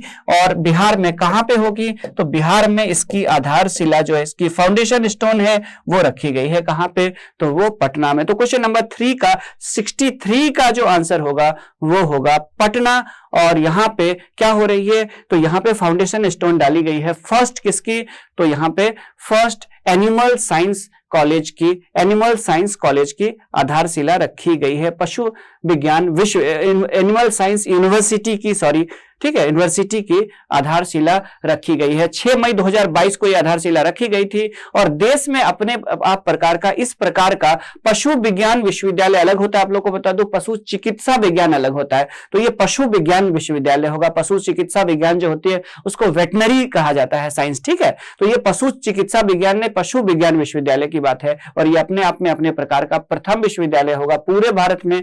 और ये पटना में इसकी आधारशिला रखी गई है मुख्यमंत्री श्री नीतीश कुमार जी के द्वारा। क्वेश्चन नंबर 64 आगे आप लोगों के सामने है। क्वेश्चन नंबर 64 है कि बिहार का पहला पेपरलेस ई ऑफिस जिला है। The first paperless E district of Bihar is. तो आपको पता होगा कि पेपरलेस डिस्ट्रिक्ट उस डिस्ट्रिक्ट को कहा जाता है जहां पे जितने भी कलेक्ट्रेट में काम होते हैं, जिला मुख्यालय में जितने भी काम होते हैं, को सभी काम ऑनलाइन होते हैं। मतलब एक एप्लीकेशन की जगह ईमेल होता है। डिपार्टमेंट का जो अपना इंट्रानेट होता है, इंटरनेट के अलावा अपना जो अपना सर्वर होता है, और उसी सर्वर के तहत सभी उस डिपार्टमेंट के लोगों के जो सेंट्रल कंप्यूटर से जुड़े होते हैं, एक मेन कंप्यूटर से, मास्टर कंप्यूटर से, और पूरा का पूरा जो ऑफिस होता है, जितने काम होते हैं वो ऑनलाइन होता है। यानी उस ऑफिस में अगर आप भी जाते हैं, किसी भी चीज के लिए अप्लाई करते हैं, तो आप ऑनलाइन अप्लाई करेंगे। तो कागज पूरी तरह से खत्म कर दिया गया, यानी उस कागज में कुछ भी कागज के रूप में उपयोग नहीं हो रहा है। और वो है सहरसा डिस्ट्रिक्ट का कलेक्ट्रेट। तो सहरसा जिला जो है वो क्या हो गया है? सहरसा जिला ई ऑफिस बन चुकी है। यानी जितनी भी प्रोसेस होगी, डीएम से लेकर के प्यून तक सभी चीजें ऑनलाइन होगी। यानी कागज का अब उपयोग, फाइल वगैरह सब बंद हो गया। ऑनलाइन ही सारे फाइल वगैरह सब अपलोड किए जाएंगे, ऑनलाइन ही सारे चीजें प्रोसेसिंग होगी, ठीक है। तो ई ऑफिस जो है वो पहला कौन सा बना? सहरसा बना बिहार का। अगर बात करें ये पेपरलेस वाला, तो ये ई गवर्नेंस का एक पार्ट होता है, और इसके तहत 2009 में इसे शुरू किया गया था। और 2012 में इदुक्की जो कि केरल का एक जिला है, 2012 में पेपरलेस डिस्ट्रिक्ट बनी थी। और तेलंगाना में हैदराबाद 2016 में पेपरलेस डिस्ट्रिक्ट बनी थी। और इस तरह से अब 2022 में बिहार का सहरसा जो है वो बिहार का पहला जिला होगा 38 में से जो पेपरलेस डिस्ट्रिक्ट बन चुकी है। यानी सरकारी कार्यालय में पेन और पेपर का, कागज का उपयोग नहीं किया जाता है, बल्कि सारी चीजें कंप्यूटराइज है। आगे बढ़ते हैं क्वेश्चन नंबर 65 की तरफ। पूरे साल भर जल उपलब्ध कराने के उद्देश्य से हर घर गंगा जल योजना शुरू की गई है। With the aim of making water available throughout the year, Har Ghar Ganga Jal scheme has been started. Rajgir, Bodh Gaya, उसके बाद गया, पटना। तो आपको बता दूं यहां पे कि मुख्यमंत्री श्री नीतीश कुमार जी की योजना है कि गंगा नदी की जो अब पानी साफ हो गई है, तो बिहार के दक्षिण के जो कुछ जिले हैं वो सूखा प्रभावित होते हैं। तो जो ड्रॉट इफेक्टेड बिहार के साउथ के कुछ डिस्ट्रिक्ट है, उनमें के कुछ शहर जैसे कि नालंदा जिला का राजगीर हो गया, गया जिले का बोध गया सिटी हो गया, और गया डिस्ट्रिक्ट का जो गया सिटी हो गया, इन तीनों में गंगा नदी का पानी पहुंचाया जाएगा, ताकि यहां पे क्या हो कि हर घर गंगा जल योजना शुरू की गई है, जिसके तहत जो हर घर नल जल योजना है उसके तहत जो गंगा जल का, गंगा नदी का पानी पहुंचाया जाएगा यहाँ पे। तो राजगीर भी होगा, बोध गया भी होगा और गया भी होगा। चूंकि तीनों आंसर एबीसी सही है, तो ऐसी स्थिति में एक से अधिक आंसर सही होने की वजह से इसका आंसर होगा ई। पटना नहीं होगा इसमें, तो राजगीर, बोध गया और गया में सरकार जो है वो हर घर गंगा जल योजना के तहत गंगा नदी का पानी पाइप्ड वाटर, यानी पाइप के माध्यम से गंगा नदी के पानी को पहुंचाने की योजना बना रही है, ताकि सूखे की स्थिति से निपटा जा सके, और ये बिहार के दक्षिणी जो भाग है वो ज्यादातर ड्रॉट इफेक्टेड है, ड्रॉट प्रोन एरिया है, यानी सूखा प्रभावित क्षेत्र है। तो यहां पे क्या होगा, तो यहां पे पानी गंगा नदी में चूंकि पानी की कमी नहीं है तो यहां पे ये पानी पहुंच जाएगी। उसके बाद जाकर के जो दक्षिणी बिहार में ही नवादा जिला है, ये भी सूखा प्रभावित है, तो इसको अगले चरण में नवादा जिले में भी इस योजना को लागू किया जाएगा। 4500 करोड़ रुपए खर्च करके, इस योजना में खर्च करके हर घर जल जो है वो पाइप के माध्यम से हर घर जल पहुंचा जाएगा। कौन सा जल, तो गंगा नदी का जल पहुंचाने की योजना है। ठीक है, तो 3 डिस्ट्रिक्ट में, 3 शहरों में शुरू किया गया, राजगीर, बोध गया और गया सिटी में। क्वेश्चन नंबर 66 आप लोगों के सामने है कि बिहार उद्योग विभाग ने किसे खादी, हस्तशिल्प और हथकरघा उत्पादों का ब्रांड एम्बेसडर बनाया है। तो बिहार का जो इंडस्ट्री डिपार्टमेंट है उसने युवाओं में खादी की लोकप्रियता बढ़ाने के लिए हैंडीक्राफ्ट और हैंडलूम प्रोडक्ट जो बिहार के है उसको प्रमोट करने के लिए, उसकी मार्केटिंग के लिए, उसकी ब्रांडिंग के लिए मैथिली ठाकुर, जो कि बिहार के मधुबनी जिले की लोक गायिका है, आप लोगों ने सुने भी होंगे, नाम बहुत फेमस रही है ये, तो मैथिली ठाकुर को ब्रांड एम्बेसडर बनाया गया है ताकि बिहार में हैंडलूम जो बिहार के प्रोडक्ट्स हैं और उसके बाद जाकर के खादी, हैंडीक्राफ्ट और हैंडलूम प्रोडक्ट्स जो है उसको प्रमोट किया जा सके, उसकी ब्रांडिंग किया जा सके, इसके लिए मैथिली ठाकुर को, ये देख लीजिए लोक गायिका है मैथिली ठाकुर, आप लोगों को पता होगा, तो मैथिली ठाकुर को ब्रांड एम्बेसडर बनाया गया। बेसिकली ये मधुबनी डिस्ट्रिक्ट में बेनीपट्टी नाम का अनुमंडल है, उसके उरेन गांव की है ये मैथिली ठाकुर। आगे बढ़ते हैं क्वेश्चन नंबर 67 की तरफ। क्वेश्चन नंबर 67 है कि विश्व की सबसे ऊंचा शिवलिंग स्थापित किया जा रहा है। तो वर्ल्ड का the world's tallest Shivling is being established in, तो विश्व का अभी जो सबसे जो ऊंचा जो शिवलिंग है वो दक्षिण भारत में है, राजराजेश्वर मंदिर है जहां पे, उसमें सबसे ऊंचा शिवलिंग है। और उससे भी ज्यादा ऊंचा शिवलिंग जो है वो पूर्वी चंपारण में, बिहार के पूर्वी चंपारण में कैथवलिया है, वहां पे लगभग 32-33 फीट ऊपर बड़ी शिवलिंग बनाई स्थापित किया जाएगा मंदिर में। तो कैथवलिया कहां पे है, तो अयोध्या से जनकपुर के बीच में स्थित है, ये पूर्वी चंपारण के केसरिया में है, कैथवलिया उस जगह का नाम है। और यहां पे रामायण मंदिर बन रही है और उस रामायण मंदिर में 33 फीट यानी 33 फीट ऊंची पत्थर की शिवलिंग बनाई जाएगी, स्थापित की जाएगी। और ये तंजौर में दक्षिण भारत में स्थित जो बृहदेश्वर या राजराजेश्वर मंदिर है उसमें जो 27 फीट का दुनिया का सबसे बड़ा शिवलिंग है उसके भी रिकॉर्ड को तोड़ देगी। तो ये कहां पे, तो बिहार के, देख लीजिए कहां पे स्थापित होगी, तो बिहार के पूर्वी चंपारण में इसे स्थापित किया जाएगा। कहां पे, कैथवलिया में। ठीक है, आगे बढ़ते हैं। क्वेश्चन नंबर 68 आप लोगों के सामने है कि बिहार के किस युवा कलाकार को वर्ष 2021 के संगीत नाटक अकादमी के प्रतिष्ठित उस्ताद बिस्मिल्लाह खान युवा पुरस्कार प्रदान किया गया है। तो 2021 वाला जो उस्ताद बिस्मिल्लाह खान पुरस्कार जो है वो बिहार के मैथिली ठाकुर को दिया गया है। क्वेश्चन नंबर 68 का आंसर होगा सी। तो किसको दिया गया है, तो ये दिया गया 2021 वाला जो अवार्ड है ये संगीत नाटक अकादमी का प्रतिष्ठित अवार्ड है, उस्ताद बिस्मिल्लाह खान युवा पुरस्कार युवा कलाकारों को दिया जाता है, 40 साल से कम वालों को। और ये दिया गया किसको, बिहार के मैथिली ठाकुर को दिया गया है संगीत नाटक अकादमी का युवा पुरस्कार। ठीक है, ये दिया गया है किसको, ये मैथिली ठाकुर को दिया गया है 2021 के लिए। आगे, और बेसिकली इनके लोक संगीत में इनके योगदान के लिए दिया गया है। बेसिकली ये मधुबनी जिले की बेनीपट्टी में उरेन में से यहां पे ही इनका जन्म भी हुआ था मैथिली ठाकुर का, हालांकि बाद में पूरी फैमिली दिल्ली शिफ्ट हो गई थी। तो संगीत नाटक अकादमी जो पुरस्कार होता है वो क्या होता है, तो 75 वर्ष पूरे होने के उपलक्ष्य में ये दिया गया था। आजादी के 75 वर्ष पूरे होने के उपलक्ष्य में ये पुरस्कार प्रदान किया गया था। आगे, बिहार के कौन कौन से कलाकार को मिला है देख लीजिए। तो ये सब सारी चीजें आप लोग आगे पीडीएफ में देख लीजिएगा। आगे बढ़ते हैं, तो ये देख लीजिए, तो आजादी के 75 वर्ष पूरे होने के उपलक्ष्य में संगीत नाटक अकादमी ने नई दिल्ली की ओर से विभिन्न विद्याओं के 86 कलाकारों को सम्मानित किया गया। ये 75वां के लिए, वो 2021 के लिए था। जो मैथिली ठाकुर को मिला है, आप लोगों को कंफ्यूजन नहीं होना चाहिए, जो मैथिली ठाकुर को मिला है वो मिला है किसके लिए, तो वो मिला है मैथिली ठाकुर को 2021 के लिए। 2022 यानी 75 वर्ष पूरे होने के उपलक्ष्य की बात करें तो उसमें बिहार के कौन कौन से कलाकारों को मिला है, तो ऋषिकेश सुलभ को मिला है, रंजना कुमारी झा को मिला है, उसके बाद जाकर के सुदीपा घोष को और सुमन कुमार और गणेश प्रसाद सिन्हा को। ये 75वीं आजादी के 75वें वर्ष यानी अमृत महोत्सव के अवसर पर यह था। मैथिली ठाकुर को 2021 वाला मिला है।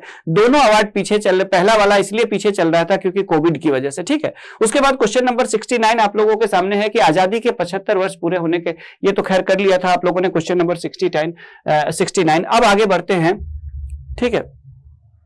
यह पूछा गया कि आजादी के 75 वर्ष पूरे होने के उपलक्ष्य में संगीत नाटक अकादमी नई दिल्ली की ओर से विभिन्न विद्याओं के लिए 86 कलाकारों का चयन करने का निर्णय। इनमें बिहार के कलाकार कौन है, तो ऋषिकेश सुलभ भी है, रंजना कुमारी झा भी है, सुदीपा घोष भी है, सुमन कुमार भी है और बिहार के और कौन है, तो गणेश प्रसाद सिन्हा भी है। 5 कलाकारों को बिहार से चुना गया है आजादी के 75वें वर्ष के उपलक्ष्य में।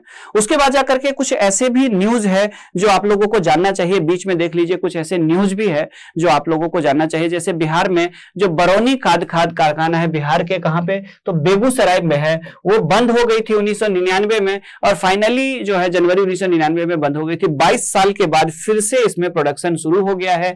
ये 5000 से ज्यादा लोगों को इससे रोजगार मिलने की संभावना है। तो कुछ ये न्यूज भी है। और इसके लिए मार्केट की बात करें तो झारखंड, वेस्ट बंगाल, ओडिशा में भी इनके प्रोडक्ट फ्यूचर में बेचने की संभावना है। तो एक दो बीच में कुछ न्यूज भी है जो इसको हम लोग कलेक्ट कर ले रहे हैं। आगे बढ़ते क्वेश्चन नंबर 70 आप लोगों के सामने है, प्रश्न संख्या 70। तो प्रश्न संख्या 70 है कि भारत का पहला डॉल्फिन ऑब्जर्वेशन सेंटर बनाया जा रहा है। India's first dolphin observation centre is being built in.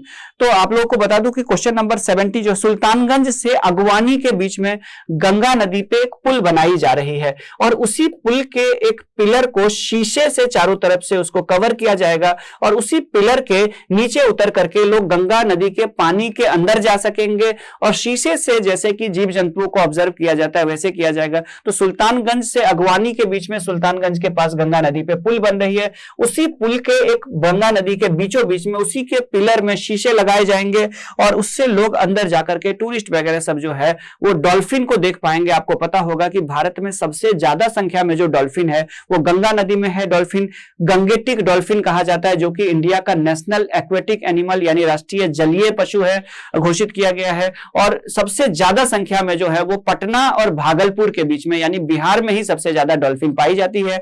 तो डॉल्फिन भागलपुर में पानी के अंदर जाकर के लोग शीशे से डॉल्फिन को छलांग लगाते हुए, कूदते हुए अभी भी ऑब्जर्व करते हैं लोग पटना में, सुल्तानगंज जाकर के। लेकिन कभी कभी ये डॉल्फिन जब ऊपर छलांग लगाते हैं तब दिखता है इनको।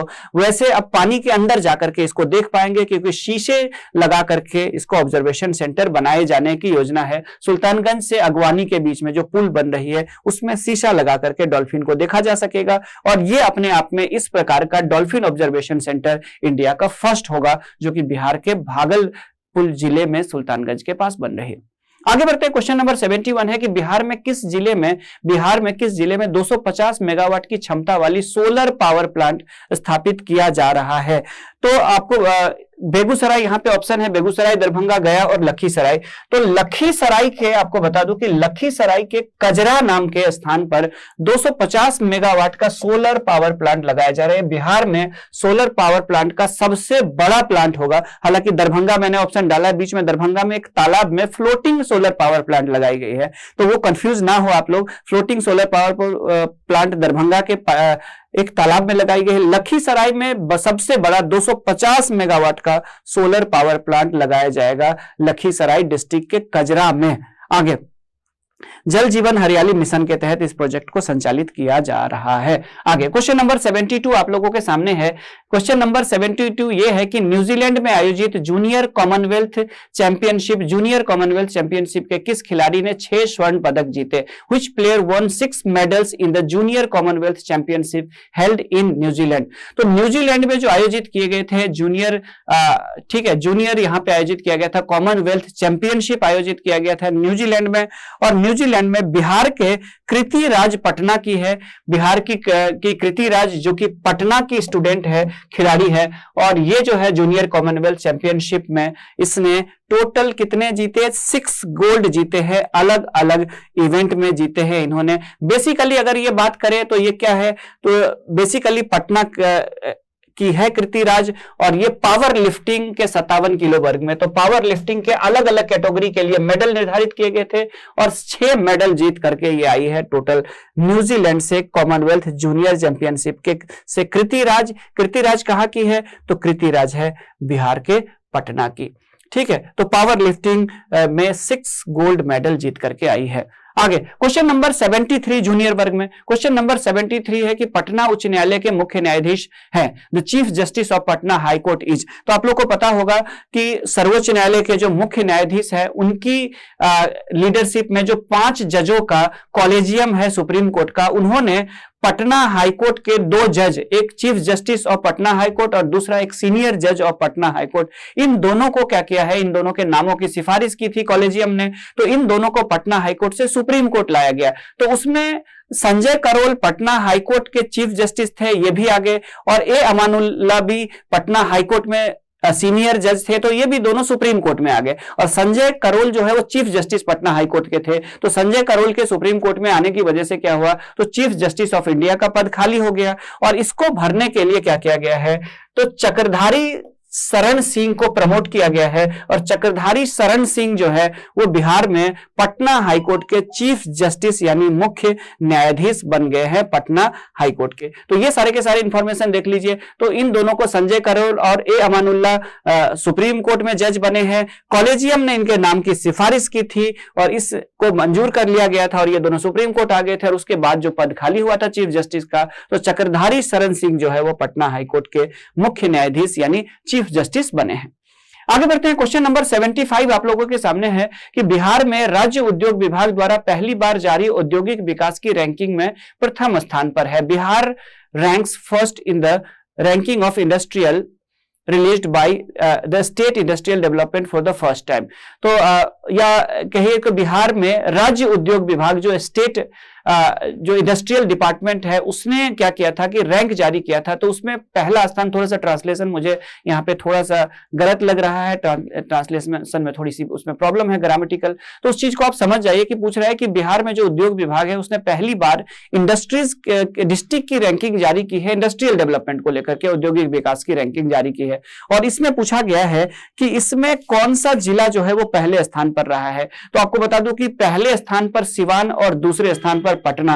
तो औद्योगिक विकास के मामले में अगर देखें पिछले दिनों जो इंप्लीमेंट किया गया इंडस्ट्रियल डेवलपमेंट को लेकर के जो जितनी भी प्रोजेक्ट चल रही है या जितनी भी स्कीम्स चल रही है उनको प्रमोट करने में सिवान नंबर 1 पे रहा है और पटना सेकंड पे रहा है। तो इसका आंसर जो होगा वो बिहार के उद्योग विभाग ने पहली बार औद्योगिक विकास की रैंकिंग जारी की है। ठीक है, state in Bihar the state industrial department has release the ranking of industrial development for the first time, और इसमें क्रियान्वयन जो जितनी भी इंडस्ट्रियल डेवलपमेंट से रिलेटेड जितनी भी स्कीम्स है उनको इंप्लीमेंट करने में सिवान नंबर 1 पे रहा है, और सिवान को मिले हैं 73.5 पॉइंट मिले हैं, और सिवान नंबर 1 पे रहा है, पटना सेकंड पे रहा है, और मुंगेर शेखपुरा वगैरह सबका अलग है, बाकी सब है। सबसे बेकार या सबसे नीचे स्थिति में रहा है बांका, सुपौल, गया, मधेपुरा, ये सब। तो बांका सबसे नीचे, सबसे ऊपर सिवान रहा है इंप्लीमेंट करने में जो इंडस्ट्रियल स्कीम है उनको लेकर के। ये रैंकिंग बेसिकली जो देखा गया है कि कौन कौन सी चीजें, तो मुख्यमंत्री उद्यमी योजना, स्टार्टअप जो बिहार में चल रही है उसको लेकर के, उसके बाद उद्यमियों के साथ जो इंडस्ट्रियल लिस्ट है उनके साथ जो संवाद है, डायलॉग है, उसके बाद एमएसएमई स्कीम, अदर जितने भी स्कीम है उनको कितने बेहतर ढंग से किसने इंप्लीमेंट किया, तो सिवान नंबर 1 पे रहा है, पटना सेकंड पे और बांका सबसे नीचे रहा है। आज का लास्ट क्वेश्चन है, ये क्वेश्चन नंबर 75 आप लोगों के सामने है कि बिहार विधानसभा के शीतकालीन सत्र के दौरान 16 दिसंबर 2022 को पेश किए गए हरित बजट की राशि है। The amount of the green budget presented on December 16, 2022 during the winter season of the Bihar legislative assembly is. तो बिहार लेजिस्लेटिव असेंबली यानी बिहार विधानसभा ने दिसंबर 2022 में 16 दिसंबर 2022 को ग्रीन बजट पेश किया। ये आपको बता दूं कि ये पहला नहीं, बिहार पहला राज्य है, इंडिया का फर्स्ट ऐसा स्टेट है जो अपने बजट के अलावा एक ग्रीन बजट पेश करता है संसद में, विधानसभा में। भारत के कोई दूसरा राज्य के द्वारा ऐसे ग्रीन बजट प्रस्तुत नहीं किया जाता है। ग्रीन बजट का मतलब है कि जितने भी ऐसे प्रोजेक्ट जो इन्वायरमेंट कंजर्वेशन यानी पर्यावरण संरक्षण से संबंधित कोई भी परियोजना है तो उन परियोजना के कार्यान्वयन के लिए बजट में अलग से प्रावधान किए जाते हैं, लेकिन बिहार में अलग से बजट ही पेश किया जाता है जिसको ग्रीन बजट कहा जाता है। और इस बार ये तीसरा बजट था जो कि कितना का था, तो 79,255 करोड़ का था। हालांकि ये 3.26% कम था पिछले बार की तुलना में, 3.26% इसमें राशि में कमी की गई है।